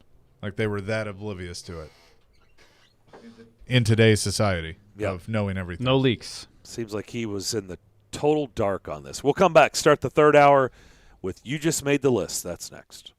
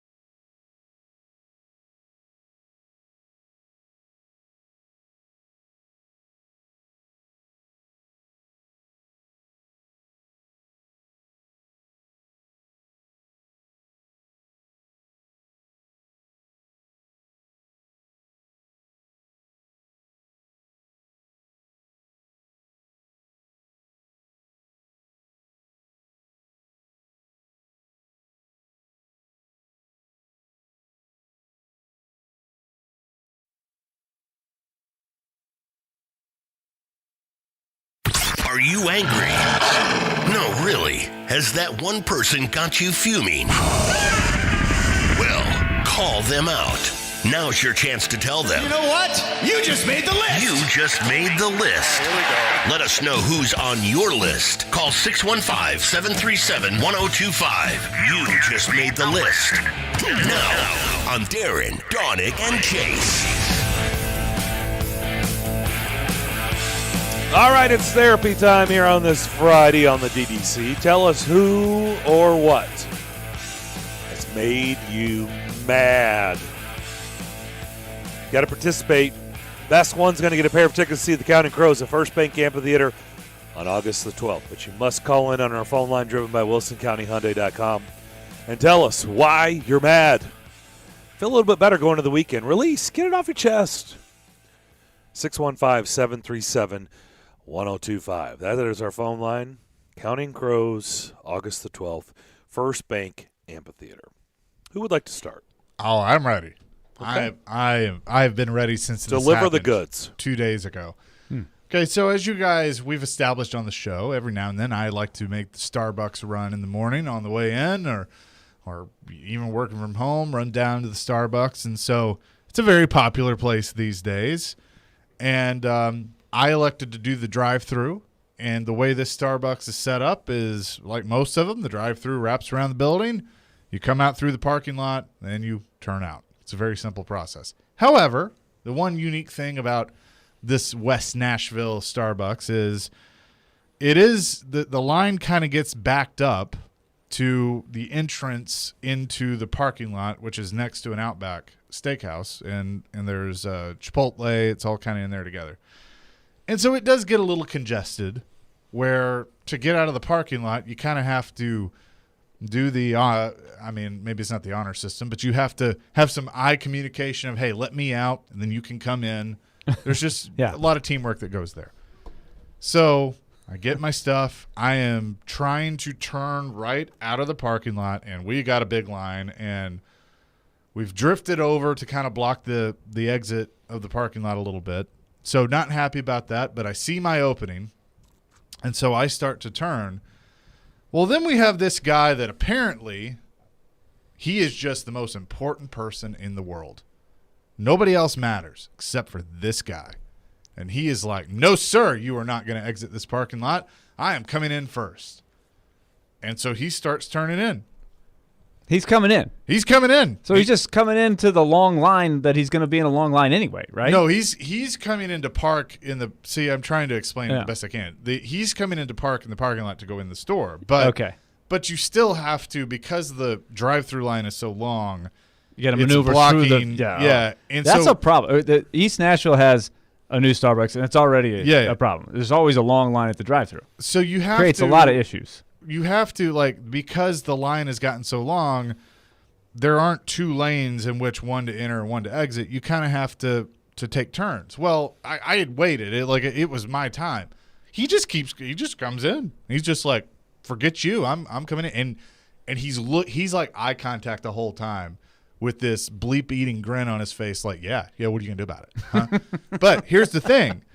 Thanks a lot. I have started going. He's not stopping. So I'm like, you're going to hit me. And this is you are going to hit me. So I'm backing up. I'm having to back up so this guy didn't hit me. And he just keeps coming. He doesn't pump the brakes. He doesn't stop at all. Looking at me the whole time. And finally I get clear of him. And I'm going to be honest with you. I don't do this a whole lot. I told him he was number one. I did. Because it was not cool. Because he could have just run into me. And I'm like, and he's got his window. I'm like, what are you doing? Like, I got to get out. Like, I was going out. What are you doing? And he's just looking at me the whole time, smiling. And so I did. Gave him the one-gun salute. The one-gun salute. Almost went with the double-gun salute, but just went with the one-gun salute. And told him he was number one. So that guy, for thinking he's the most important guy in the world, he's on the list. Man. Maybe you had to pee. No, I just think he was a jerk. That too. You just made the list. All right, I've got I've got two, one sports, one non-sports. My non-sports is coming back from Atlanta. This has happened to me a few times, as I've been saying, if you listen regularly to the show. I've been with my son for 3 different travel tournaments in Atlanta during the course of the summer. Every time going through Chattanooga, issues with the traffic. Chattanooga has got some traffic problems. I don't believe that. Just trying to get through the city. Yeah, it is a pain. No. Just in the last couple years. That is some breaking news. What? Traffic construction in Chattanooga area. But I you don't know what? believe it. It's not even. They don't seem to ever be making any progress. I know. That is it's the point. always Like under how construction. it's never ending. It never stops. By the way, It's not ever any wider. do you ever use Waze when you go through that area? Every time. Okay, Every so time. does it take you? Sometimes it's gotten me off the highway and Yeah, then winding around out of the way to get back on. And it Down still by doesn't, the water, right? Yeah, and it still doesn't really save me any time. Oh, it does. It does. You'd be Not. surprised. It does. I didn't feel like it did. I did it, but this last time I just went ahead. The Waze told me to just keep on going right through Really? the middle of it, and it was red. So Chattanooga traffic Is a on disaster. the list. You just made the list. You know what it feels like, Willie? It feels like Sam Ridley. I mean, not Sam Ridley, sorry. It feels like I was like, where are you going with this? Briley Parkway when we used to work out there. Always under construction. The construction that never – and we're like, is this ever going to be completed? Is Briley ever going to be completed? Like, even if it's not completed, just show me that somewhere it's a little wider and I see the plan of getting the cars through there quicker. But when you're trying to go from 75 to 24 and just get on the other side so you can go past the river and then on to Sewanee and on to Nashville, it's just that stretch through the main part of downtown. It's a disaster. It always gets Or even going completely through to clogged. go to Atlanta. I mean, it's clogged both ways. Yeah, both ways. But especially, both ways. But I've had trouble in particular coming back. When I went through there a few weeks ago, going down to Atlanta to the race, I used Google is what I used, but it had me get off and basically go through town and get off the interstate. I've done that wind too. around. It always takes – usually that's coming back. Going down there, it always has me get off, and I go down basically a roadway down by the water. The whole time, all the way to the left is the water, and you just keep taking that, and then eventually it plops you out. But no, it does say it. You don't think it saves time, Willie, but it does, because if you stay on there, I just go with if the Waze tells me to do that, I do it. Yeah, you do it. It just didn't tell me to do it this last time, and it was brutal. Okay. Anyway, that's my non-sports. My sports one is I only just knowing the parties involved, I'm going to conclude with the answer to every question. Why is so-and-so, why are all these problems going on in baseball? Jason Stark's answer when we used to have him on weekly would always be the same. Who's the agent? Who's the agent? Oh, I know where this is going. Scott Boras. So, Darren, as you know, I know some people with the Mets. Of course, we follow closely Vanderbilt baseball in this city. We just mentioned last hour, Austin Martin, one of the prime superstars on the 2019 National Championship team, just got traded today from the Blue Jays to the Twins for Jose Barrios. The story that broke last week, it was earlier this week, right? You guys talked about it a little bit. Yep, Kumar Rocker. New York Post, Kumar Rocker. It looks like the Mets and Kumar Rocker's agent, Scott Boras, are really having trouble. So I checked into it a little bit. It is absolutely. Today's the deadline, right? No, Sunday. It looks like a virtual certainty. He is not going to sign with the Mets. This is heartbreaking for me.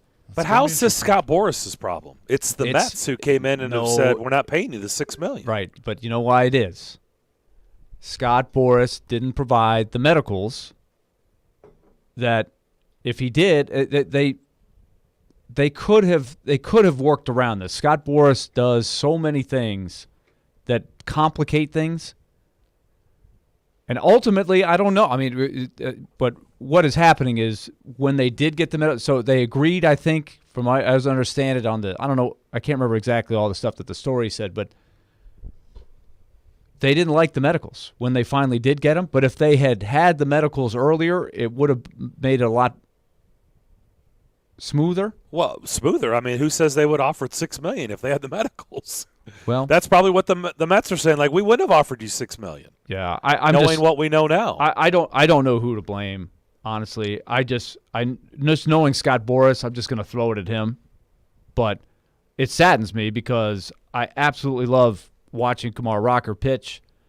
I love the Mets. Well, you'll get to see him next year at Vanderbilt pitching. So, well, that's a possibility. And Chase brought this up. The NIL could come into play big time here because the other option would be to go overseas somewhere, play in Japan or Korea, and you can make a lot of money. He can make a lot of money here. I think he could make a lot of money here. But I'm here to tell you, like, we don't know what the real time will tell, I guess, how serious the arm problems are. But it always seems like it's Scott Boras' guy that this happens to. This happened a few years ago, but what will happen if the Mets toss him back into the pool, they'll get an extra first-round pick next year, 11th overall, and Kumar Rocker will be free to play another year of college baseball or turn pro in a different league. But I'm sad, so I'm putting Scott Boras on the list because he's the guy I don't like in there. You just made the list! 615-737-1025.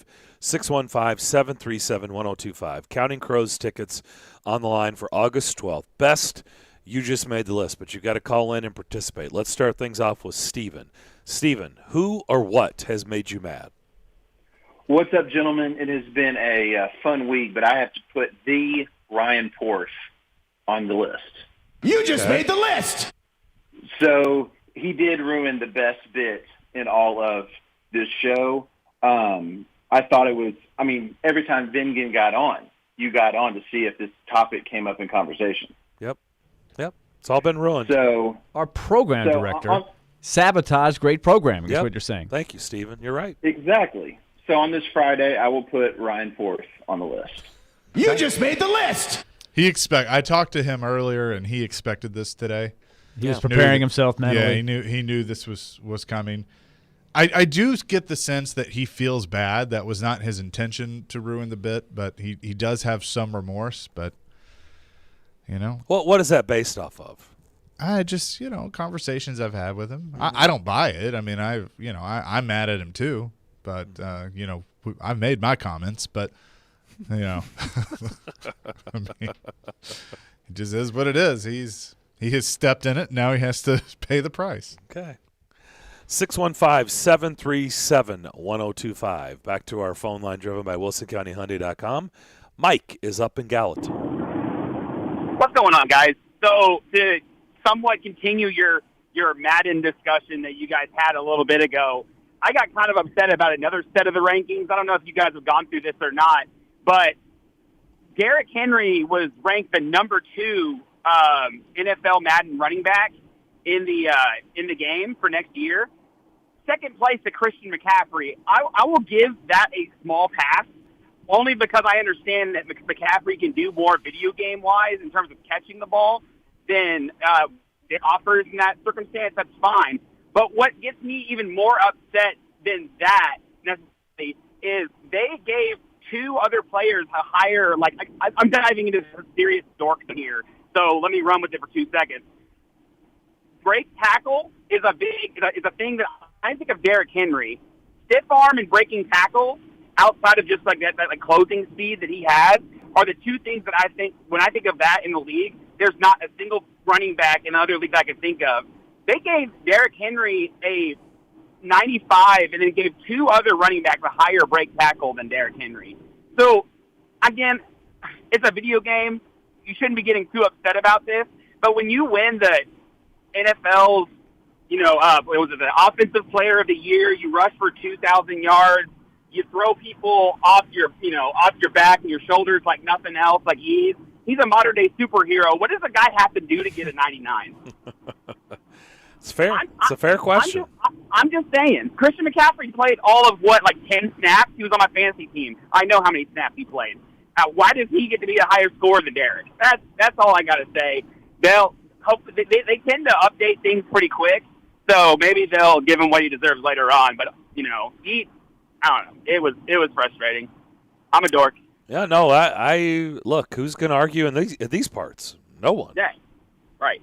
Thank you, Mike, as always. Yep. I mean, Chase, explain your video game. What's up with that? Like, try to explain that. How is he not a 99? I agree. I mean, I don't know. I guess because of what he just said that, the video game numbers. He said what the only reason could be. Yeah, McCaffrey is the fantasy video game type running back that can do both, catch out of the backfield, and that if you ever try to find a knock on Derrick Henry, it has been that he's not the best pass catcher out of the backfield. No, he's but that's not average at best. Yeah. And so is there such a thing of being 100 as a runner and 60 as a pass catcher? That has to explain it. What about durability? He's got to be. That's a big one. That should be part of it. No, they do. 99 is the highest rating that they have. It's not 100. But yeah, he should totally be the highest there. Let's go to Jonathan. Jonathan, you're up next. Who or what is on your list? Oh, hey guys, what's up? Can you hear me? Okay. Yep. Okay, cool. I was on my car, but I turned that off because it's like the worst speaker in the world.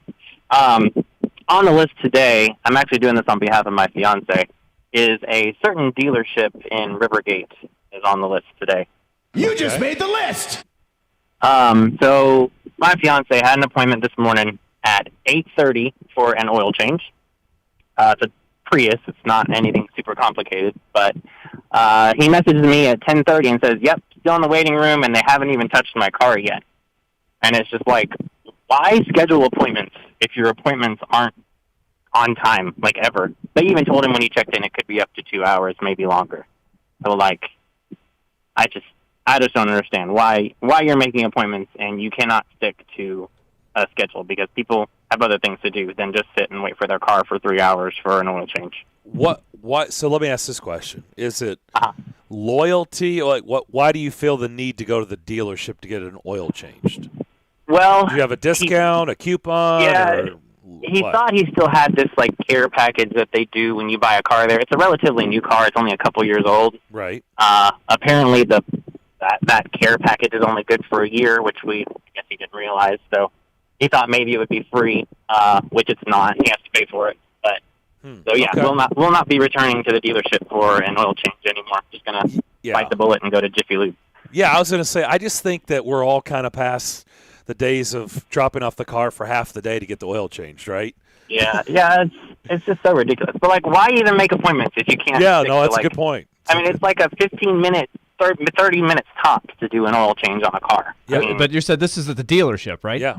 Okay, so don't we also think the other part of it ends up being, after we changed oil, we found like A, B, C, D, E, F, G of things that you probably need updated. Yeah, but Jonathan's not saying that. He's just saying there's an 8:30 appointment, and at 10:30 the car's not even in the bay yet. The first mistake is just going to the dealership. I have never had good success going to I always end up with 12 extra things I didn't know I was getting, and your car is falling apart. You've got to get these things fixed, and Willie, you're taking never had this, success there. You're going a little bit darker. I know, my skin started crawling. As soon as he said dealership, I was like, oh, gosh. Buying? Oh, man. The Batmobile. No, and I'm talking about 20 years, different cars. It's like I find my local guy, and I'm like, I'm going to my local guy. The last resort. So you have a car guy. Oh, you got to have a car guy. Don't you? Yeah, you do. It helps. It helps a lot. I mean, build a Jiffy Lube relationship, and yeah. Jiffy Lube is perfect. Like, they're relatively inexpensive. They're fast. They make those places. That's why those places were invented. Yeah, I need that. Honestly, for oil changes like Valvoline and Jiffy Lube, I mean, it's just I know. Look, we're just impatient. Like, who wants to wait 3 hours to get an oil change? Like, just drive your car in the bay, sit in there, take care of some things on your phone while they're working, get the oil change in 20, 30 minutes, you're out the door, and see you later. Get on down the road. You could do it yourself. Yeah. Yeah. Sure. Yeah. We're trying to stimulate the economy, we got to spend money elsewhere. Yeah, if you do it yourself, you're not stimulating the economy. That's selfish. That's true. Exactly. That's true. Thank you, Jonathan. Thank you. Have a great weekend. Yeah, y'all too. Thanks so much. Darren, I would like to thank you. Your own oil. Come on. Jeez. I know. I'm kidding. I would like to thank the Guardians of Cleveland for supplying my Braves with Eddie Rosario and cash, and I hope you enjoy the Panda for the rest of the year. You got the Panda, Darren. Gosh. Jeez. They actually are finding use for the Panda. Oh, boy. Maybe they'll trade him again in 2 hours and 30 minutes. So what's the deal on Francona?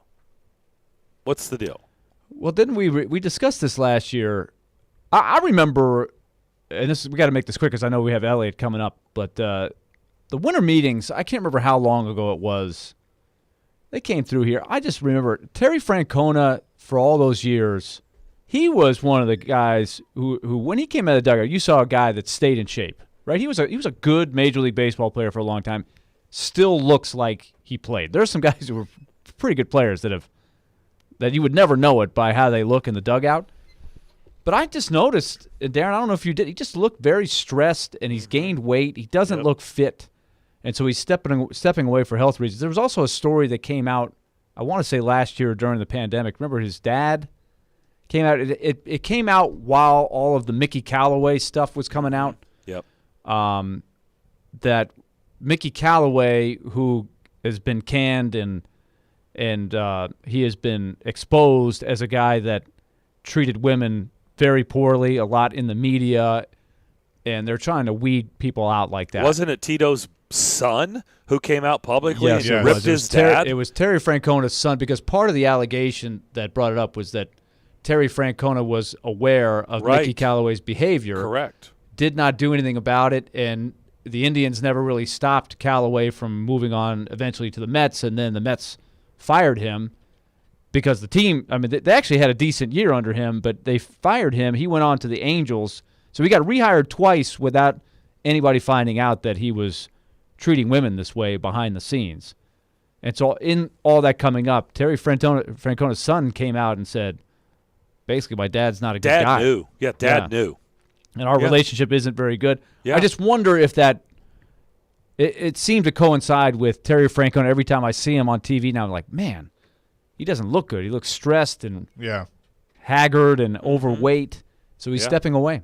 Okay.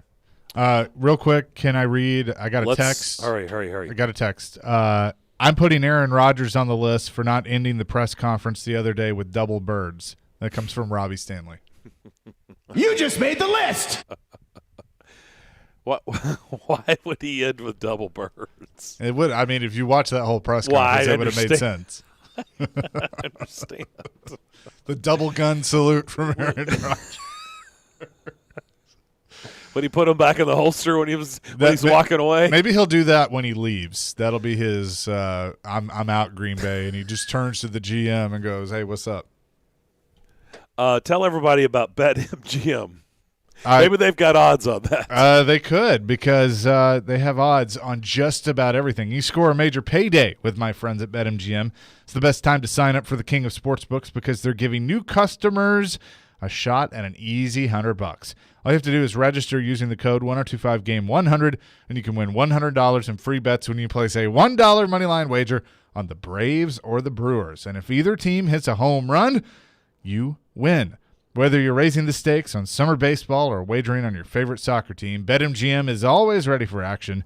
Enjoy innovative parlay selection builders, daily promotions, boosted odds specials, and much more. Just download the app or go to BetMGM.com. Use that code 1025GAME100 to win $100 when you bet on the Braves or the Brewers and either team hits a home run. Only at BetMGM, the king of sportsbooks. New customer offer, paid in free bets. You must be 21 years or older, must be in Tennessee. Visit BetMGM.com for a full list of terms and conditions. For problem gambling support, call the Tennessee Red Line at 800-889-9789.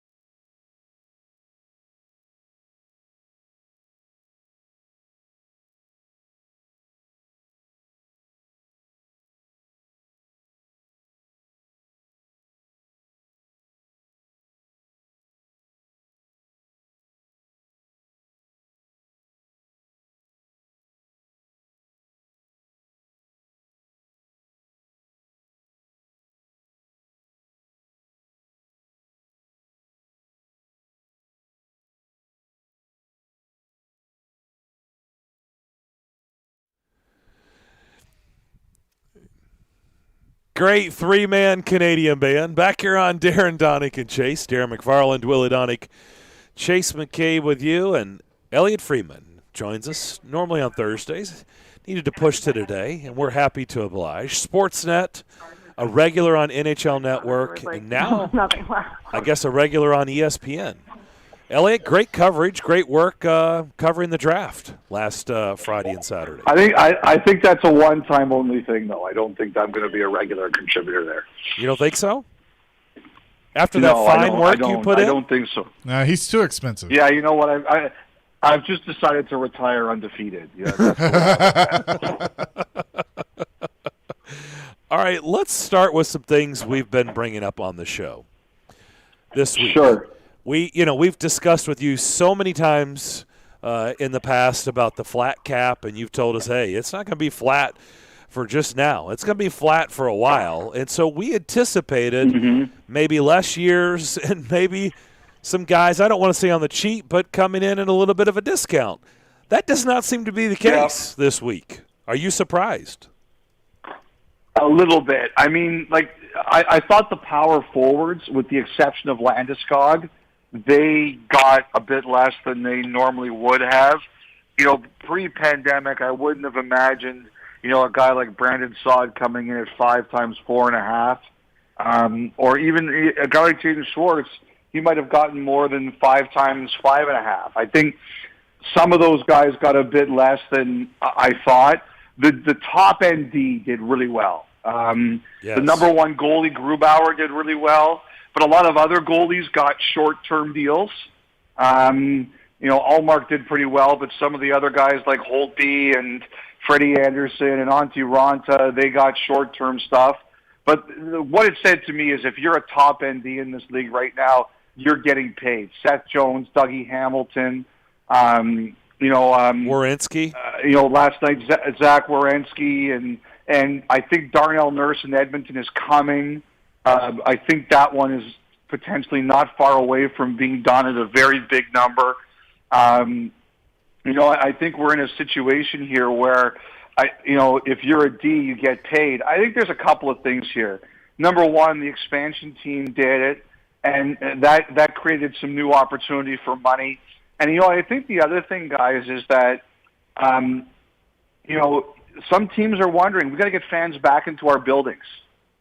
I think there's a little bit of concern, have people learn to live a little bit without sports? So there's that. And the other thing, too, is I look at what Buffalo and Arizona are doing. There hasn't really been a lot of long-term commitment to just stripping it down and tanking like we've seen in baseball or basketball.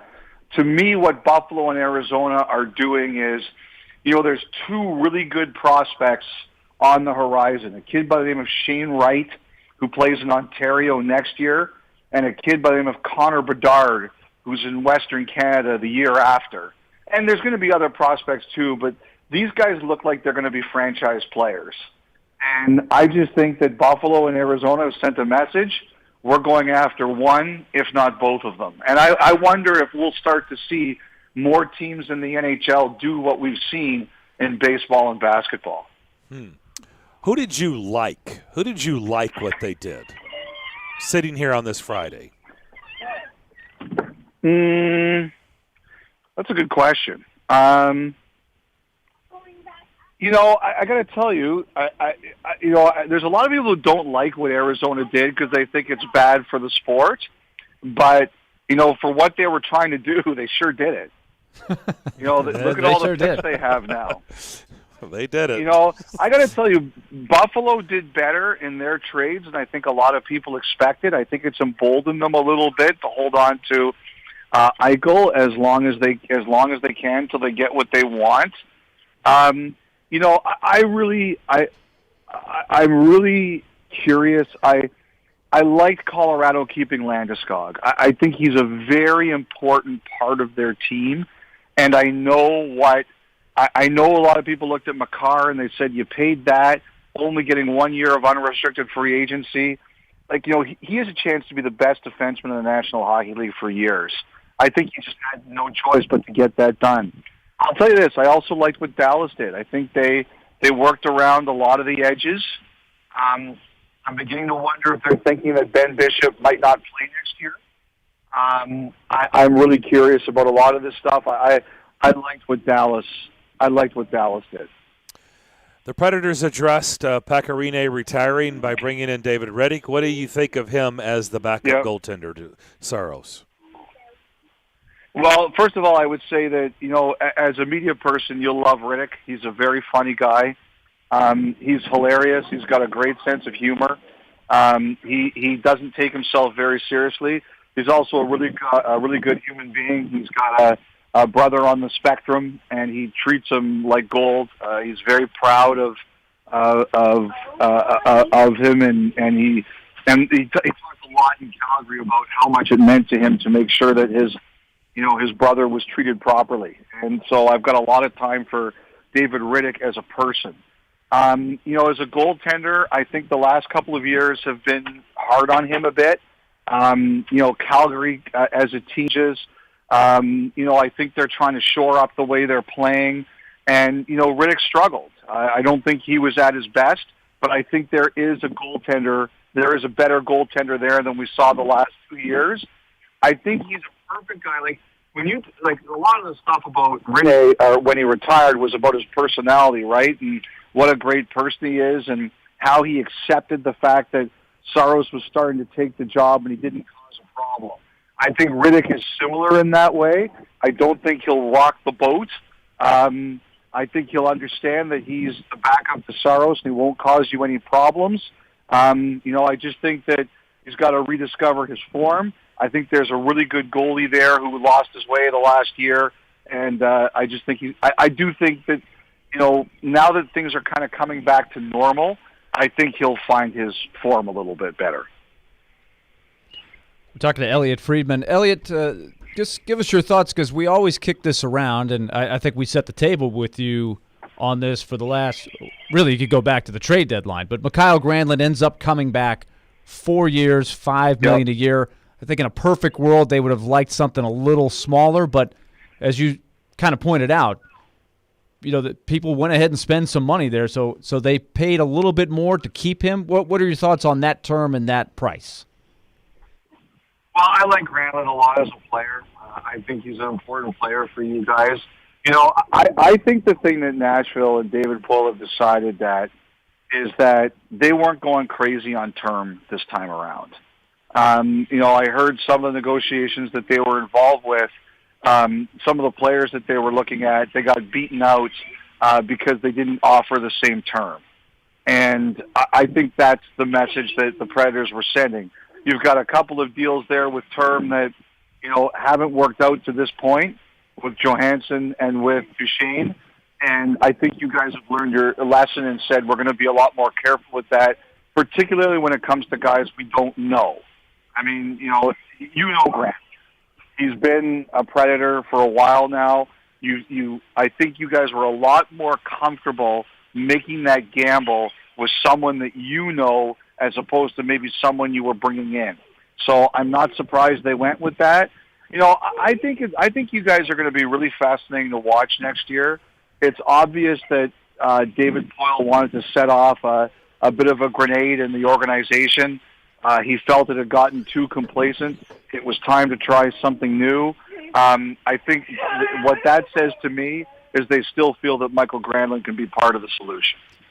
Elliot Friedman with us from Sportsnet.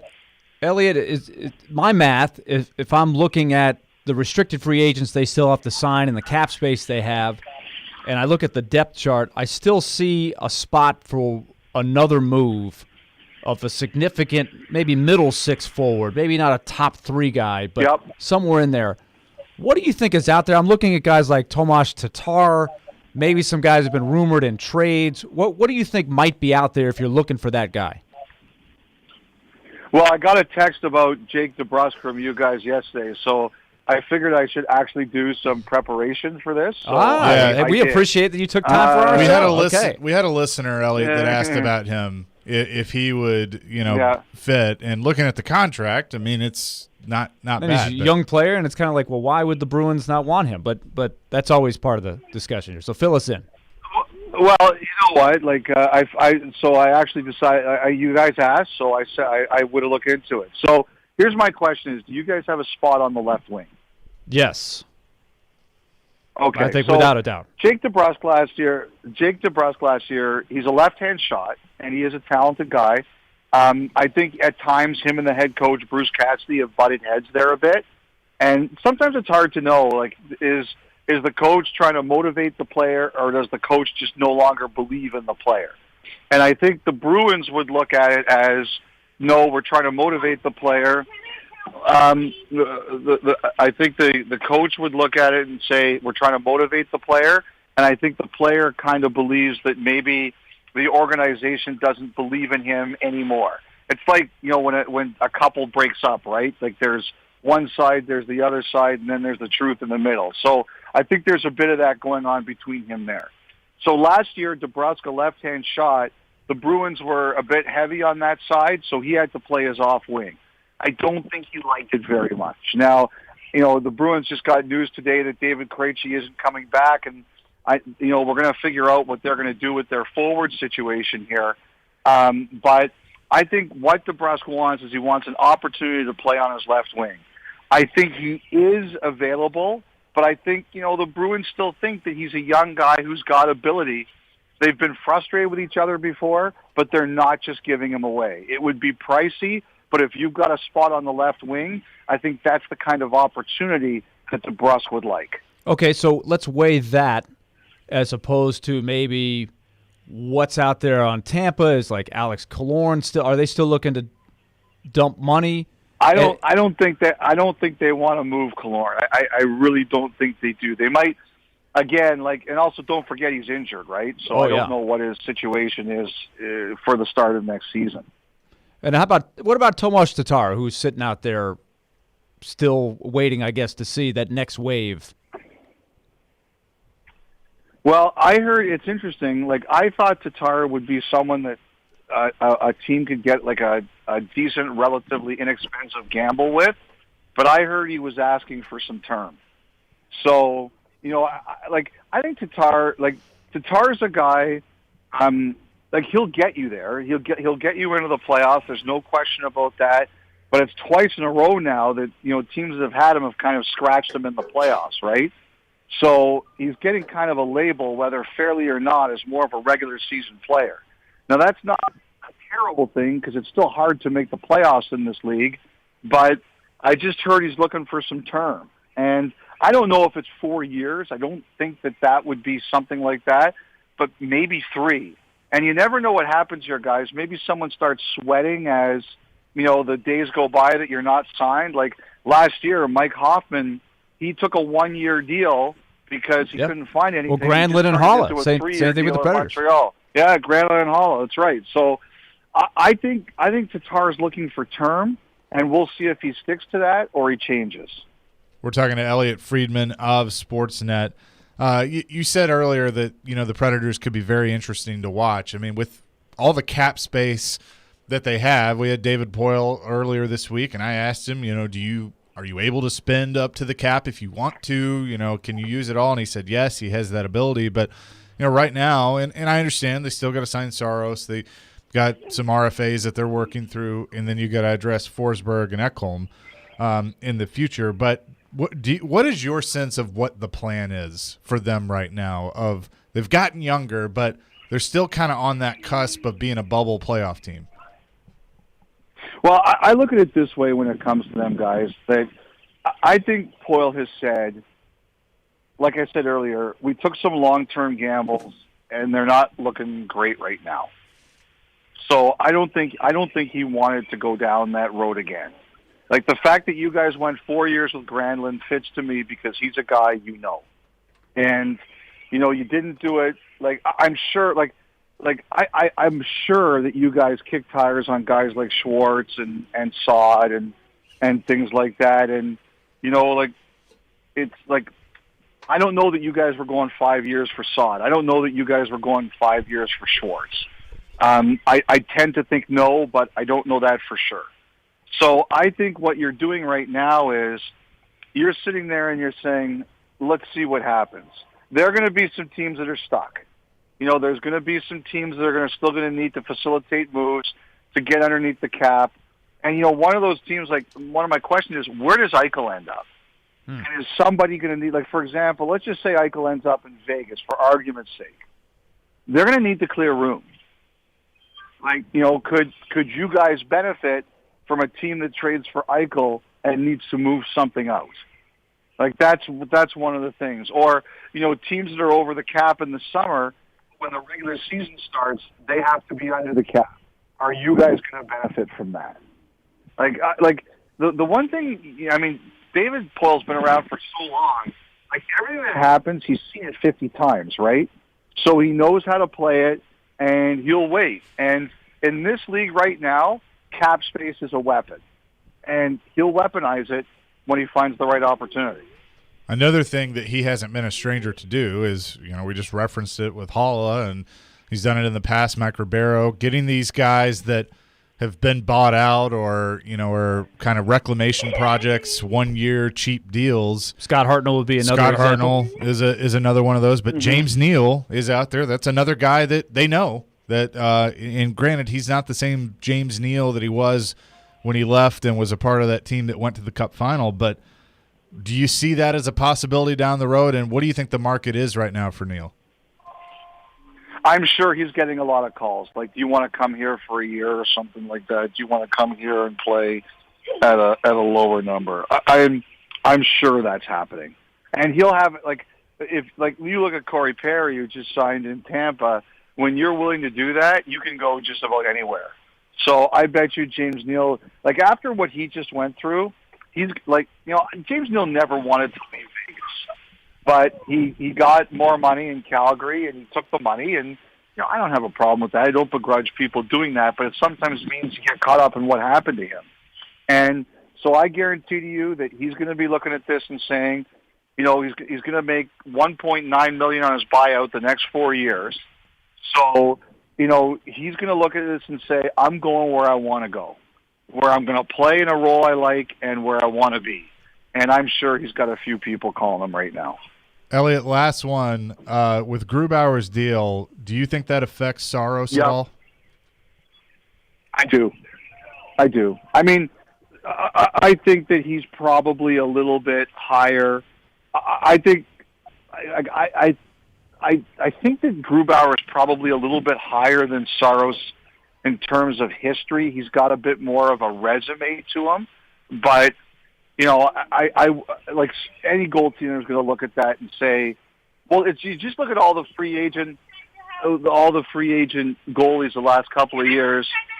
Yes, you can, buddy. Sorry, my son wants to go in the house. You look at all the free agent goalies the last couple of years. There's a lot of 6x6s and a lot of 7x5s and that kind of thing. A lot of those guys have had bigger resumes than he had. So I would say that Saros is not quite there, but he's near it. And the other thing, too, guys, and I read a book a few years ago called The Bald Truth. It's by an agent named David Falk, and he was the guy who represented Michael Jordan and a number of other basketball players at the primes of their careers. And it was just a great read because, a lot of us look at negotiations as comparables, right?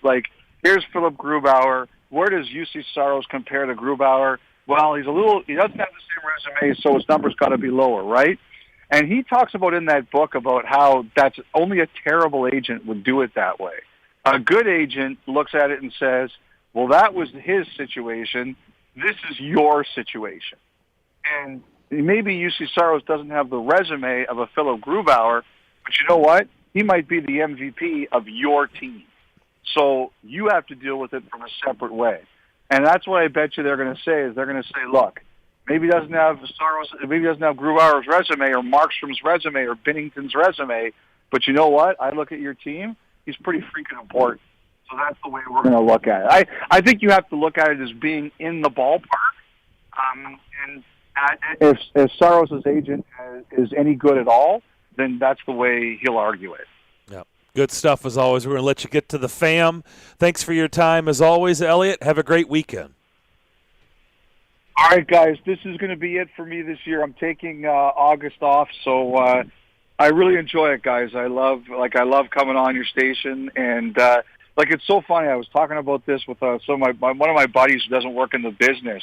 He was saying to me, like, how many radio hits a week do you do now? And we were listing them, and I told him I do one in Nashville normally on Thursdays, and he laughs and he goes, "Can you imagine when we were kids, like, we would have thought that you would be doing a weekly NHL radio hit in Nashville?" We were kind of laughing about it. So I love coming on here. I love how big a part you guys have become in the league, and I hope you guys have a great rest of the summer. Well, thank you very much, and we love it too. Appreciate it, Elliot, as always.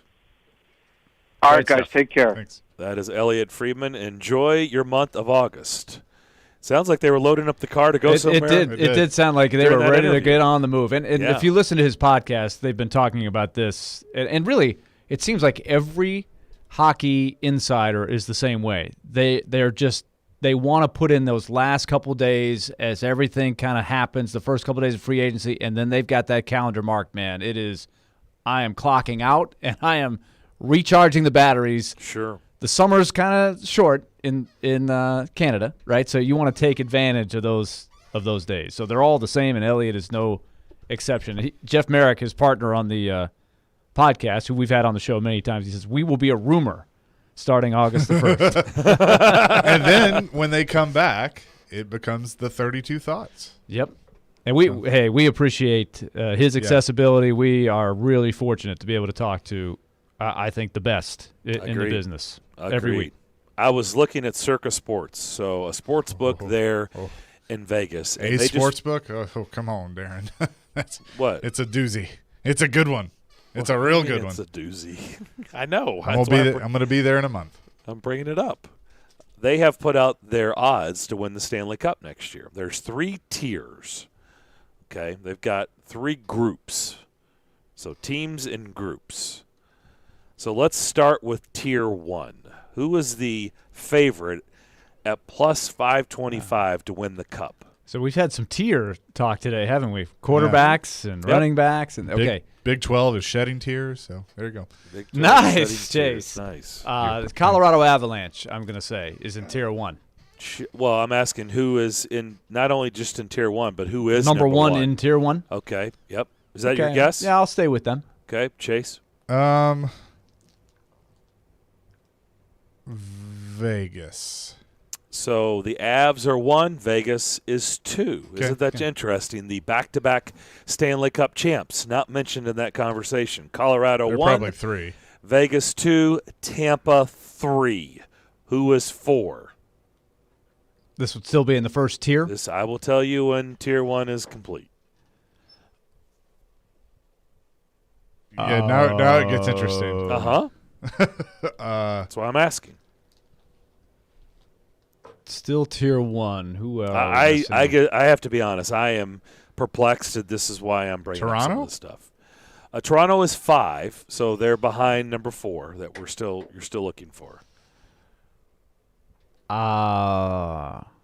Carolina? We were just talking about them, by the way. Boston? Boston. Boston. How about that? Really? Boston. Huh. Would not have guessed. No. I would have thought all those teams we just mentioned would be the top of Tier 2. Carolina, Boston, maybe Florida.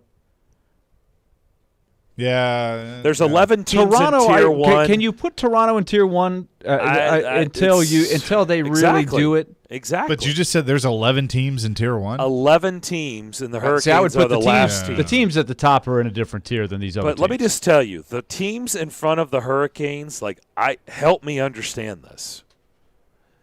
The Edmonton Oilers I think I would again put them in a tier of show me you can do it. Right. Well, what have they done?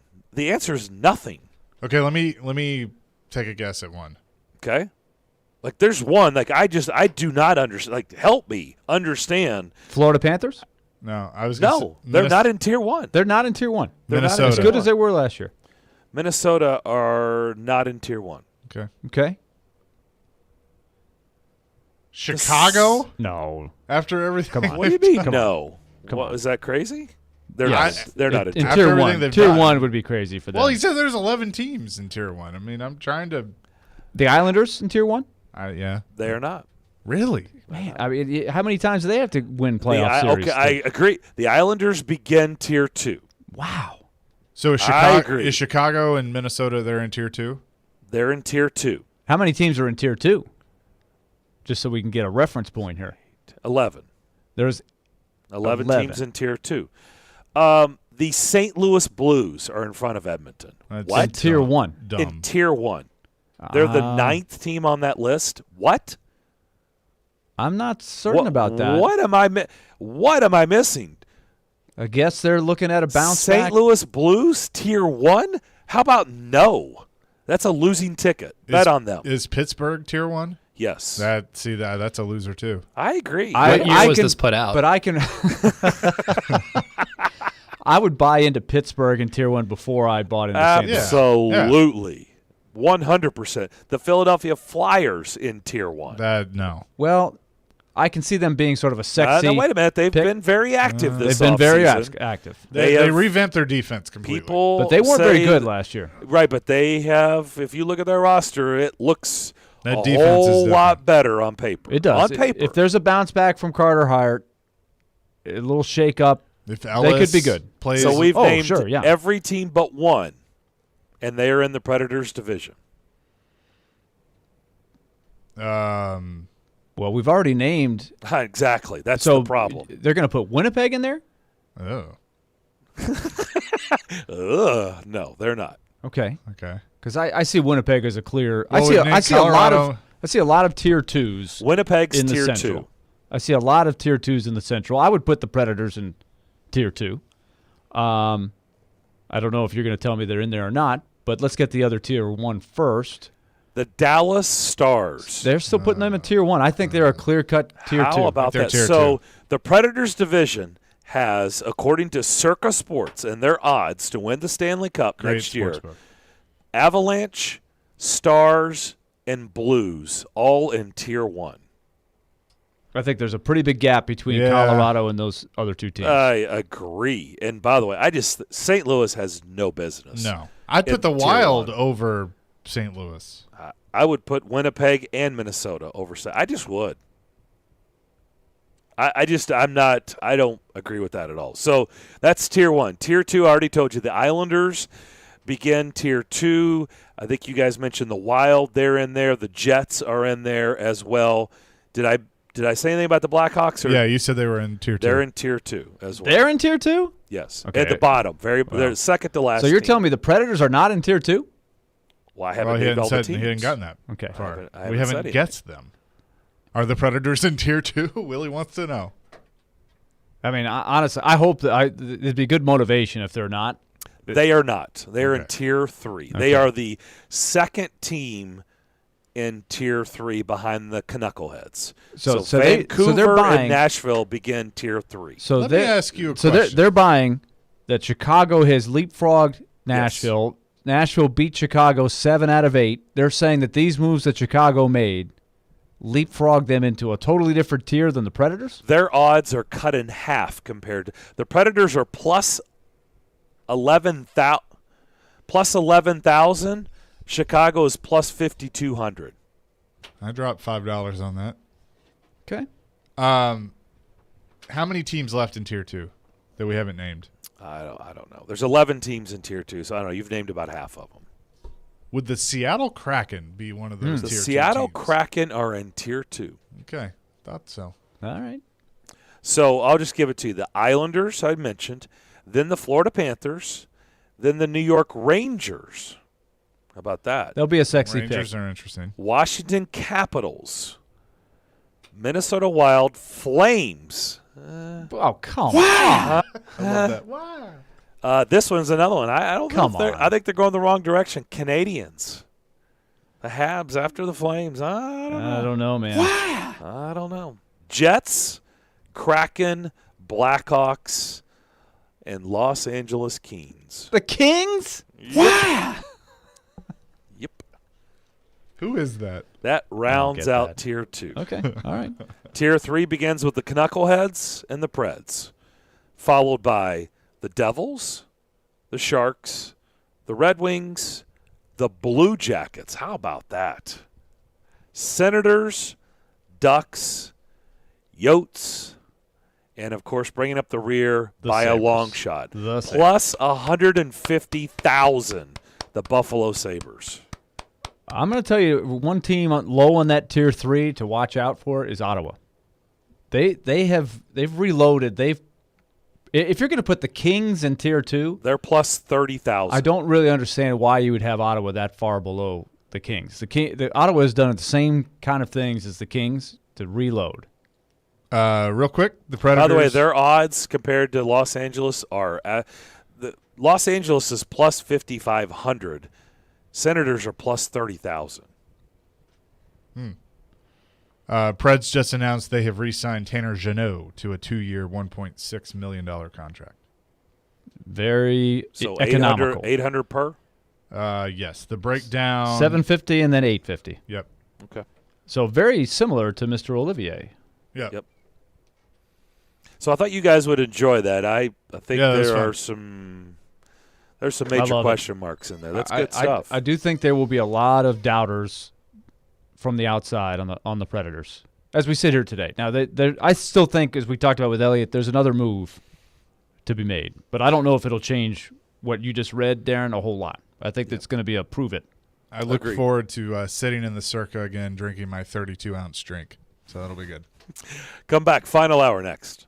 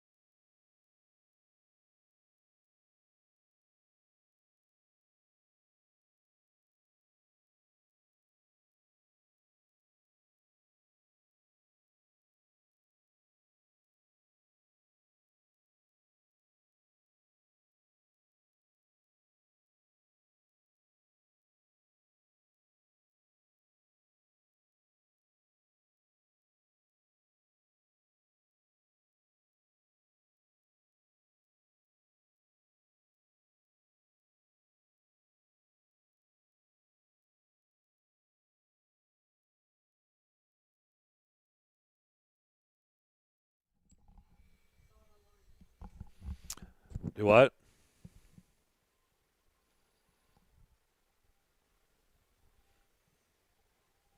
Final hour.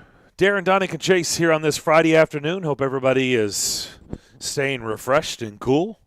Another hot day here in Middle Tennessee. Darren McFarland, Willie Daunic, Chase McKay with you. Good show as always. Good stuff from Elliot Freeman in the last hour.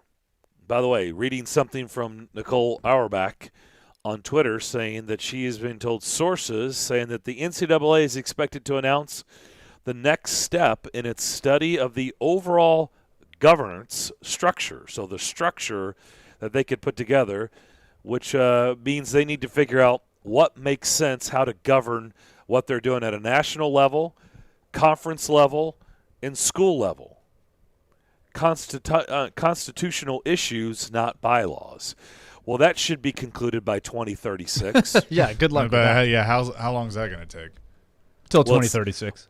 I might actually be married by then. I just told you, 2036. You think?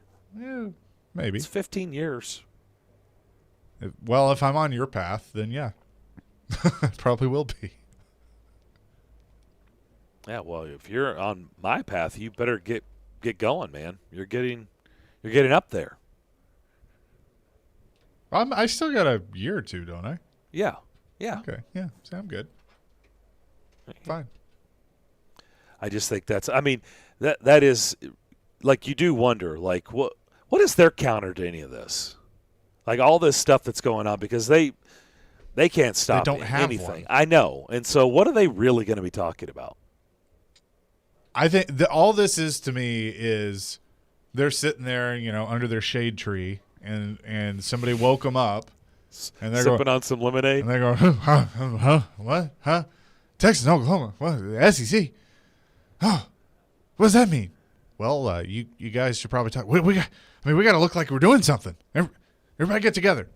That's what it is. Like, they just have to look like they're important, even though nobody cares about them anymore. Like, well, they kind of have to on certain things. Maybe on certain things. Not the football playoffs, but on other things they kind of do. So what is their play? What's their move? Once again, things are going to get very active here very soon, as we talked about at the beginning of the show. But what can they do, really? That's my question. Well, clearly that's what they're going to talk about. I don't know. They can't block any of this. This is the system that's set up. The conferences are their own entities, even though they are part of NCAA football. But if they step in and they're like, no, we're not going to allow this to happen anymore, then you know what's going to happen with the Power Five. They're going to do what they're probably going to do anyway and go, all right, later, we'll do our own thing. Can you come up with an example of anything else? Can you guys come up with anything that you can think of that you could use as the example of the NCAA? Now, just think about that entity, right, and what they oversee and what that property size is. It's a pretty big deal, right, wouldn't you say? How many member schools do they have? A gazillion. A gazillion. That's kind of a big deal. When you add Division II and Division III in right. there, it really is exactly. It's a massive ocean of teams. Yes. All very, very different. So if this was a company, right, like if we were just like talking about a business, and it is. I mean, it is. But I'm saying just outside of the sports sector, in the business world, this would be a very large company. True? Right. Can you imagine a big company that we would be talking about on the show and say that basically the people running that company have no power whatsoever? Right? I mean, that's really, like, think about what the NCAA is and what they do and what we just described, and yet they have no teeth. They gum their food. They have no teeth, and they really don't. I mean, for something that big to have no punch whatsoever, they really don't when you get down to it. I mean, this whole NIL, they get no credit, right? The Supreme Court told them, like, you're going to do, right. You got forced to do it, like basically everything.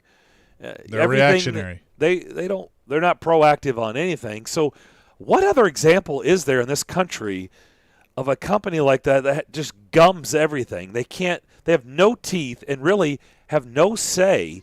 Yet they just, Mark Emmert and them, they just collect checks and go about their merry way. And I don't know what they do, really, on a regular basis other than collect checks and probably take a lot of afternoon siestas or drink margaritas in the afternoon. I can't give you another example to that effect. Probably because there isn't one that exists.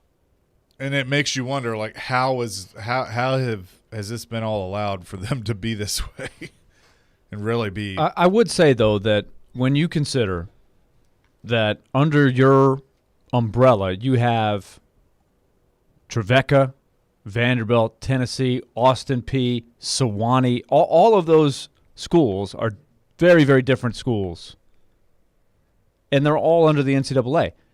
On a smaller scale, it's like the TSSAA. They get hammered all the time, but they're trying to serve the tiny public school on the eastern tip of the state, the big public school in the middle of Memphis, the private school in Nashville. There's so many different profiles of schools.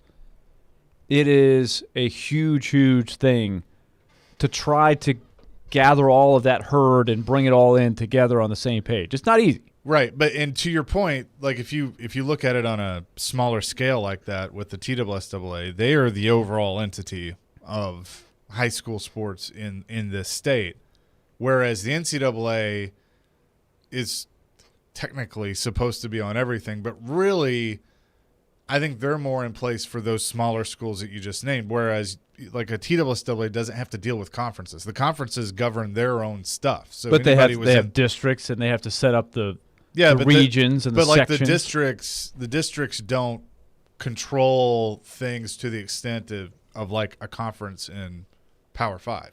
Although you have all of this talk every year. How should we split up the schools? Who should play for what classification? That's should an the private ongoing thing. schools be in their own thing? I mean, that's been so there is a constant struggle like that. There are some parallels there, but the thing that is a similar trait is that what you have to keep in mind is all the schools, the high schools in the TSSAA and the colleges in the NCAA, they choose to be in there. They are member schools. You can break off and go do your own thing, like the NAIA or there's other things out there if you want to go. Yeah. And you have enough schools to go with you. So you choose to be in the NCAA. Yeah. It's not perfect, but nobody's figured out anything better. No, but it is like with the schools that make the most money. They all matter to an extent, but with the schools that bring in the most revenue and have the TV contracts, they just don't have much say over because the conferences do.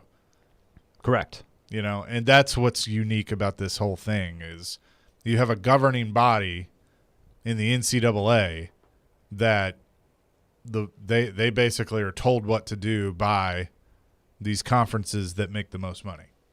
And by told what to do, I mean they react to whatever is happening.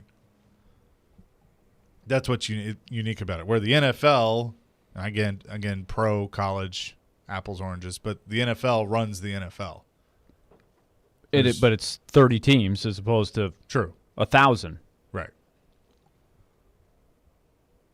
So truly, what can they do? I mean, what can they? Nothing. What's their next play? Are they just the same optics. thing they've always been doing? Yeah, it's optics. Just sit and wait, and they'll be told what to do? No, they'll have a meeting, and I'm sure it'll be catered. It'll be something nice, and they'll, exchange maybe they'll have a birthday party or something, but it's optics. It's, the NCAA is meeting about this. Okay, good. I feel better.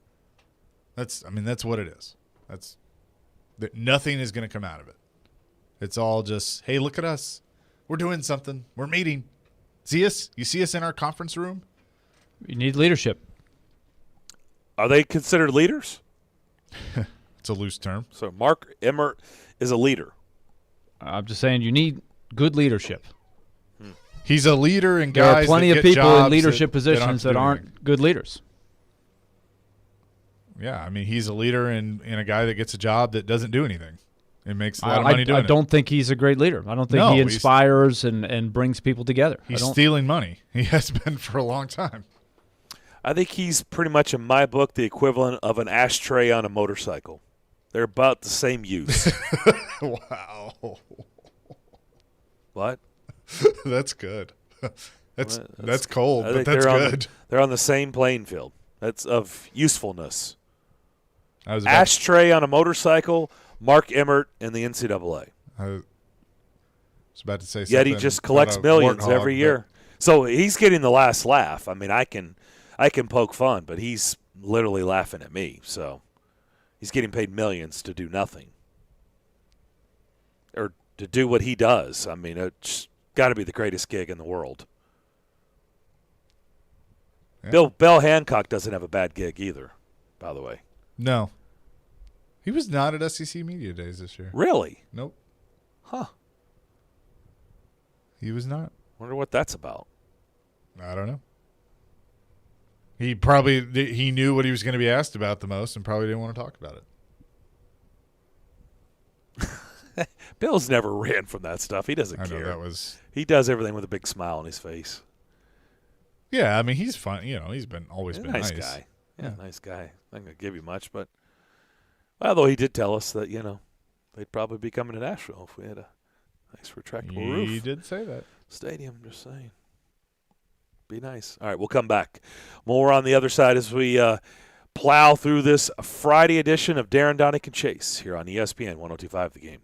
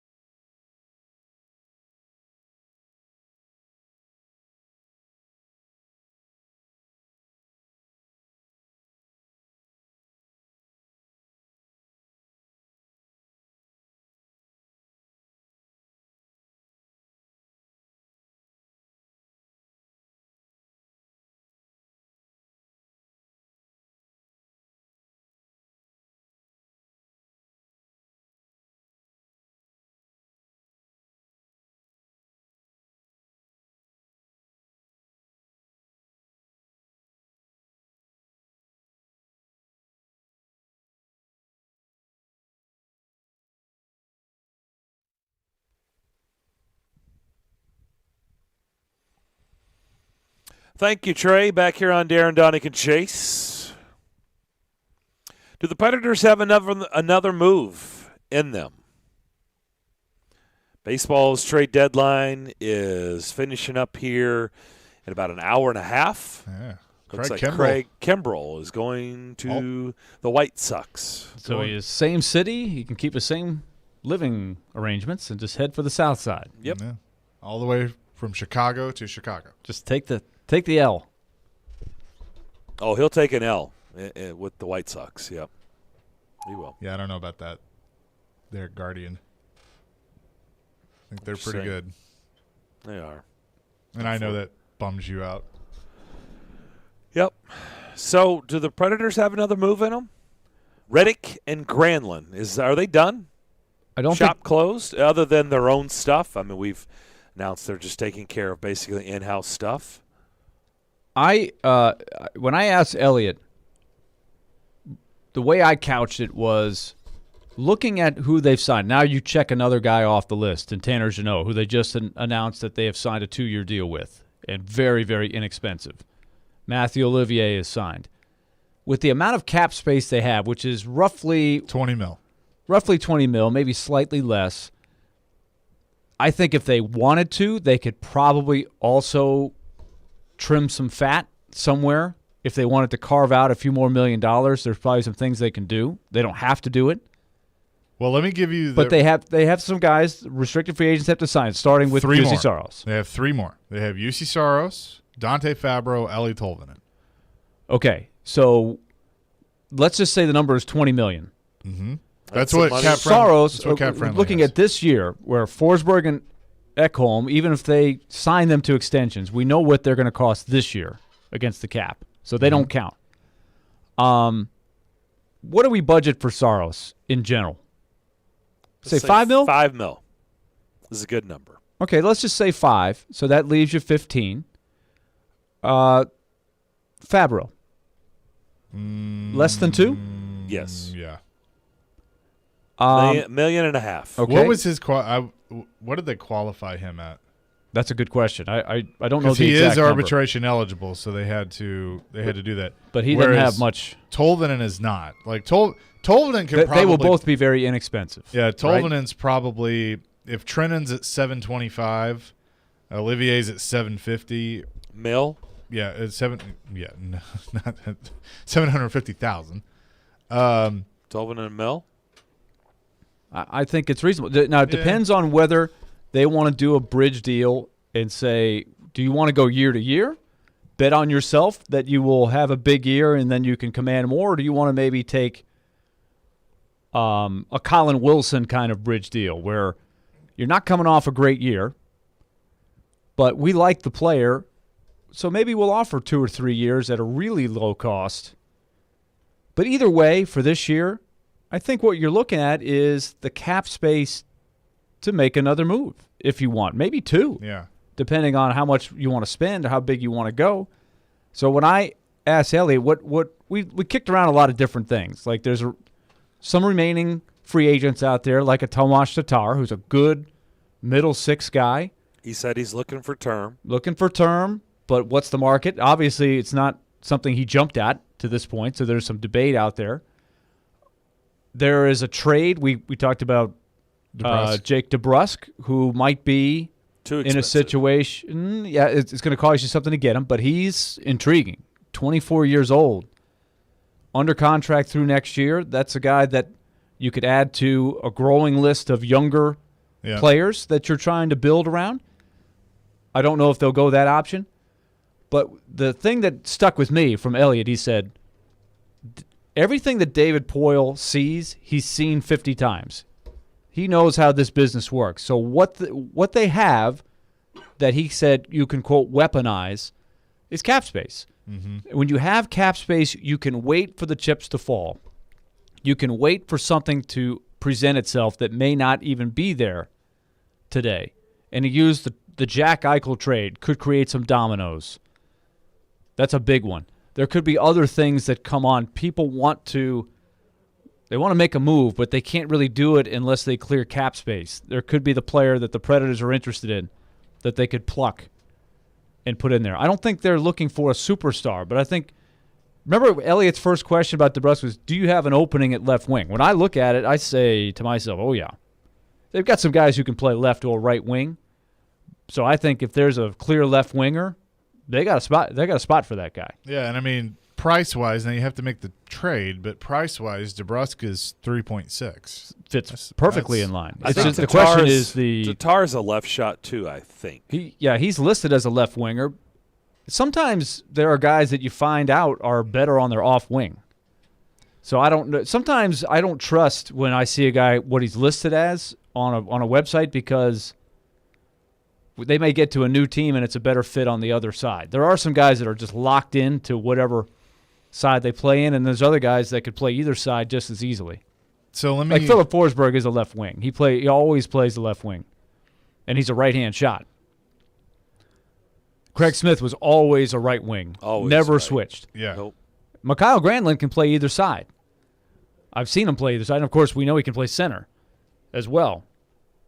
So let me play GM for a second and throw out a couple things at you. So let's say Tolvanen, get him signed 2 years, $2 million, one per. Good with that?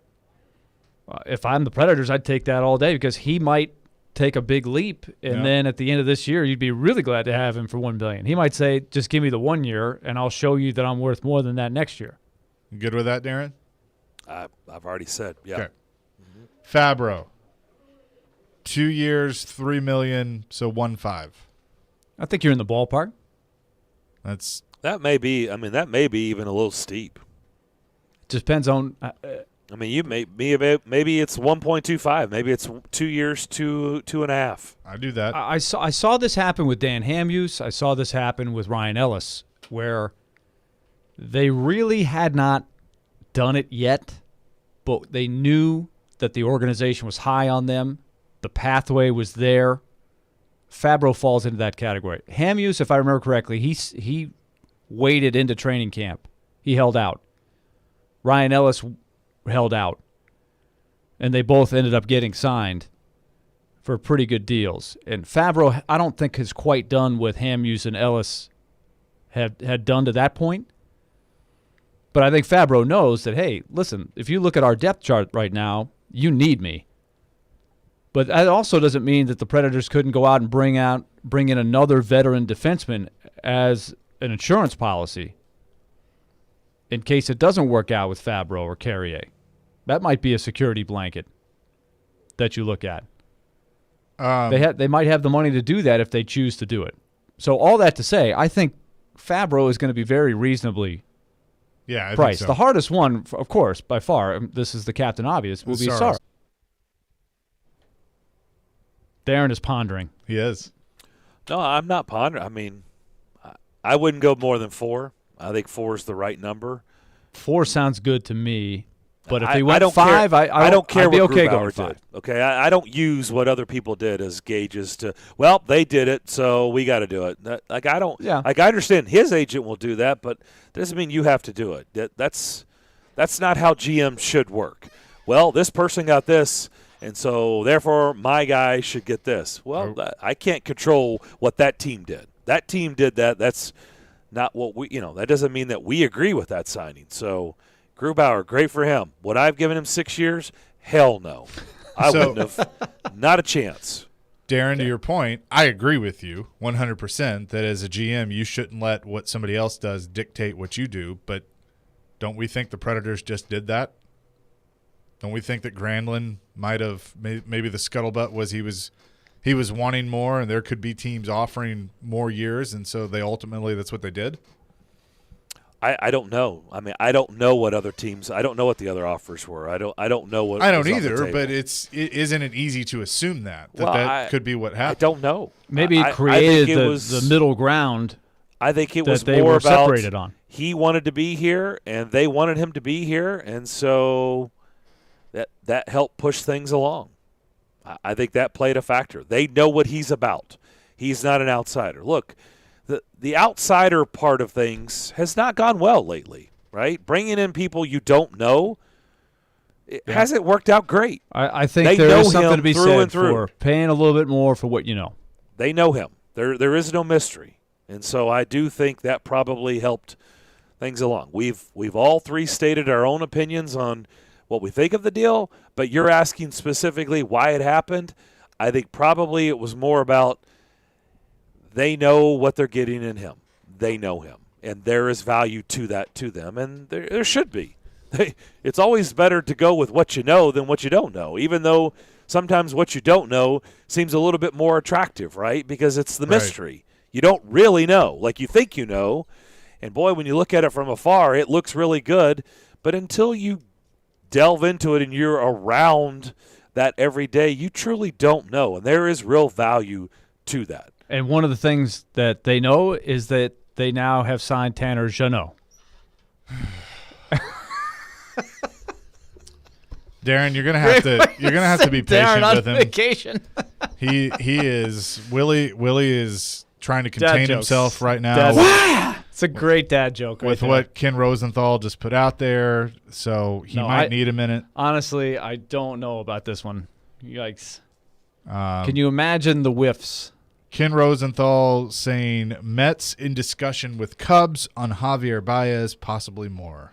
Why would you not be in favor of that? I want to know what they give up, because I've seen Frankie Lindor and Javier Baez. That is a talented but whiff city. Oh, that is whiff please, city. Willie. That's your concern? Whiffing? Why would that ever be a concern in today's game? I know. Javier Baez is a stud. I know. He's a great player. Give me a break. I wouldn't argue. But yeah, he's hitting.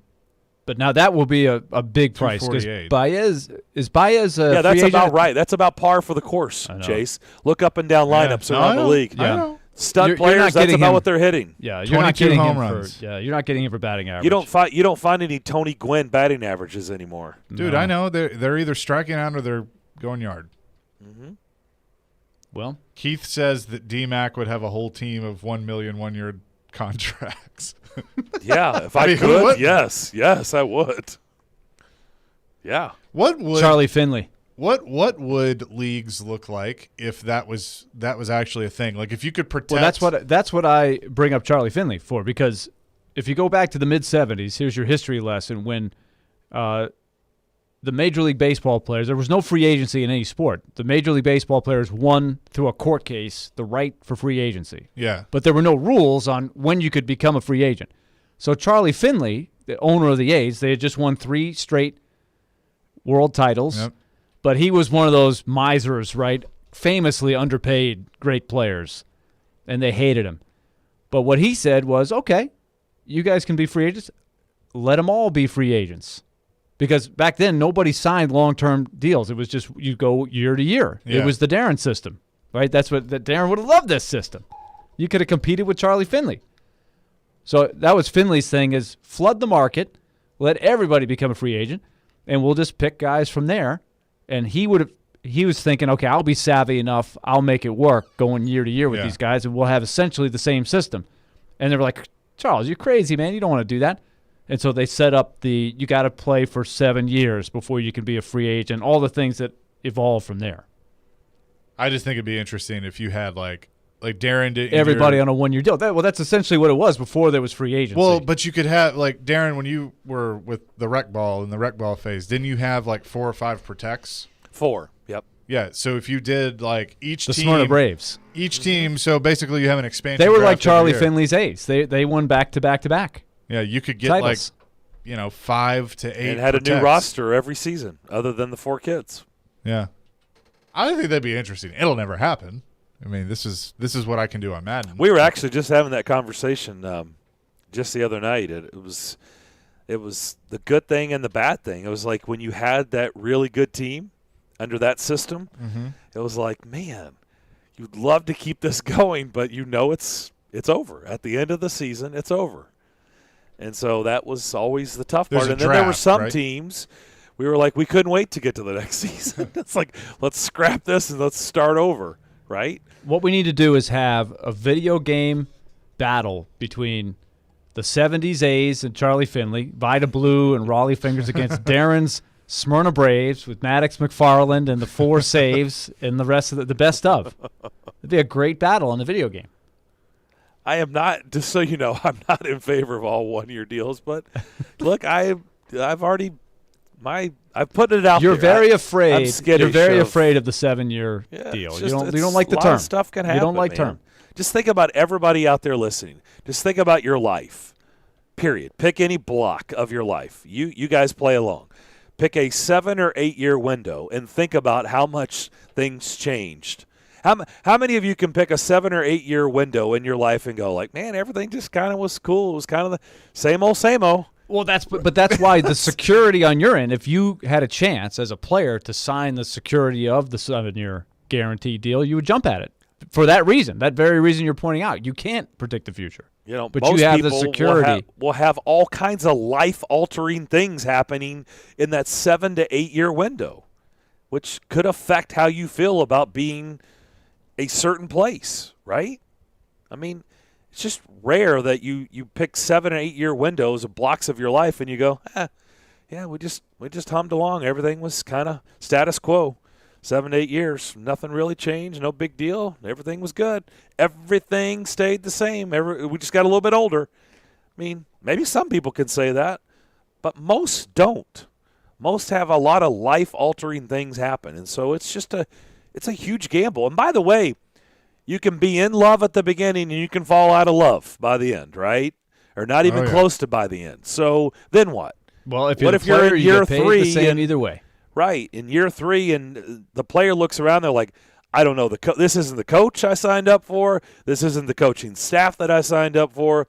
This isn't the front office that I signed up for. Wait a minute, now this team is in rebuild. I want the hell out of here. Well, guess what? You got 5 more years left, bud. Right. Good luck with that. You're stuck. And by the way, nobody wants that contract. Oh, great. Because I can't produce the numbers on this lousy team. It's just that's what you signed up for. I know. And so that's great for your bank account. It's fantastic. You get, security, and maybe lifelong security. But, are you happy? Are you still happy? A lot can change. A lot can change with an organization. I mean, we lived it here. A lot can change. Right. It affected how players felt, too, right? It affected how the GM could work. He had to get rid of players he didn't want to get rid of because the landscape had changed here. So it's just a huge gamble, that's all. But I'm not against. I mean, if it's right, if the glove fits, not in OJ's case, but if the glove fits, if Roman Yossi, okay, give him a long-term deal. As we talked about, somebody who's 21 years old, Heiskanen, I like that deal. I think it's smart to do that. Wrap him up in his 20s, man. But don't look for Dallas to sign that next contract after him. I'll go on and put that on the record. This is what I know. He will not sign another contract with Dallas. He'll be on the move somewhere else. Darren, are you prepared for this week's edition of Best Shots before you peace on out of here? It's good. It's really good. Yeah, let's do it. We're talking to David Poyle, Predators general manager. He has made some mistakes, if you want to say, crossing the line, but I would rather, I don't want to say take that out of his game. I'd rather he had that in his game, and maybe with maturity he can pick his spots a little bit better or differently than you have to coax somebody to play more physical. So it's a different pick. It's probably I can't even think exactly of anybody that was close to him in terms of who we ever drafted in the past. He's been compared as a younger player, which is to Brad Marchand. Now that's a huge tag because not only Marchand is he a player that plays with an edge and does sometimes cross the line. He's a top player, plays in the first line, and I think LaRue honestly has a long way to go to achieve that type of a status. But you like the comparison in terms of the type of player he is. We got to fight that. That's where I'm coming from. Yeah, I want to fight that. But who's going to fight it? Because all the best athletes, besides me, all the best who's players. With me? I'm John Belushi. I'm Bluto running out of the room by himself in Animal House. Who's with me? Let's go. And remember, nobody goes with him. Right, but because here's why. Like, if on this show, for instance, if you two, like Darren is a 4-star at Kentucky. Willie, you're a 4-star going to Vandy. You're both SEC. I mean, you're both in. You're both in the club. And here I am like, hey, guys, hey, can I play? We are talking to 2-time IndyCar Series champion Joseph Newgarden. Is your mom still worried about going over the bridge? Definitely, yeah. Her, my wife, they don't like the bridge idea. I love the bridge idea. I think it's great. And they've got divers in the water. You know, it's fine. If we go over, they'll come get us. Yeah, that's what moms don't want to hear. See, that's the part that needs to be left out of the story is that there's divers in the water. Like, that's what moms don't want to hear. You know? Like, you would think it's, it's to make them feel better and safe, but yeah, they don't want to hear that part. You know, one thing I've always... kind of cool. You know, like, if someone actually went over and it was like, we need the divers, send in the divers, like, that would kind of be interesting, actually. That would spice the event up. Newest Predator, Cody Glass. Yeah, I think it's, I mean, getting drafted that high is obviously special, and you work your hardest to get drafted. But my dad always told me is it's one thing to get drafted, but it's another to play in the NHL. So I think, like, probably a week after the draft, I finally realized that, you know, it's just a draft, and it's over with, and it doesn't matter who gets picked where. You're all fighting for a job to play in the NHL. So I think with me just being a young kid trying to figure out the ways to stay in the league. Obviously, the past 2 years have been kind of tough, me going through knee surgery and stuff like that. So I've just been battling and just being a part of the Vegas organization and now being with Nashville. I think just a fresh start was great for me. Talking to Kevin Byard, Tennessee Titans safety. Yeah, it's funny because, you know, we kind of talked about, you know, the last dance and stuff like that in the beginning. I think one thing that really helped Michael Jordan continue to, you know, get to that next level was he continued to find motivation. You know, rather if it was just a guy, he maybe used the media was talking about a guy who can guard him. And he knew the guy couldn't guard him, but he just used it as motivation to go out there, okay, I'm going to drop 60 on this guy. And I think that's kind of the mentality I've always taken to every single offseason. Whether if it's a great year that I've had or if it's a year that wasn't up to my standard, you know, I take every single year and reevaluate things and figure out how can I get better. You know, what things can I take into this year that I feel like I can really take me to the next level, and that's how I train. Every rep I take in practice in the off season, I just try to find motivation every single day. Fun fact. Hey, thanks for bringing it to our attention. Yeah, we already put up with a lot of bull shark. Yeah, there's more than just water where bull shark resides. There may be a couple bull sharks in the Cumberland River. Could be. For the Music City Grand nice Prix. Side Who step knows? by you. The Nashville Predators have also signed forward Michael McCarron to a 2-year, 2-way contract. They've signed, I'm moving on now. They've signed forward Anthony Richard to a 1-year, 2-way contract. So a couple of re-signings by the Predators.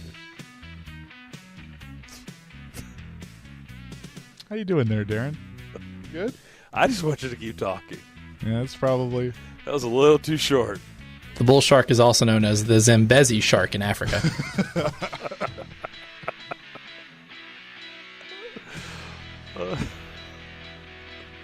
Commonly found worldwide in warm, shallow waters along coasts and rivers. Hey, Tehran's here. Hi, Tehran.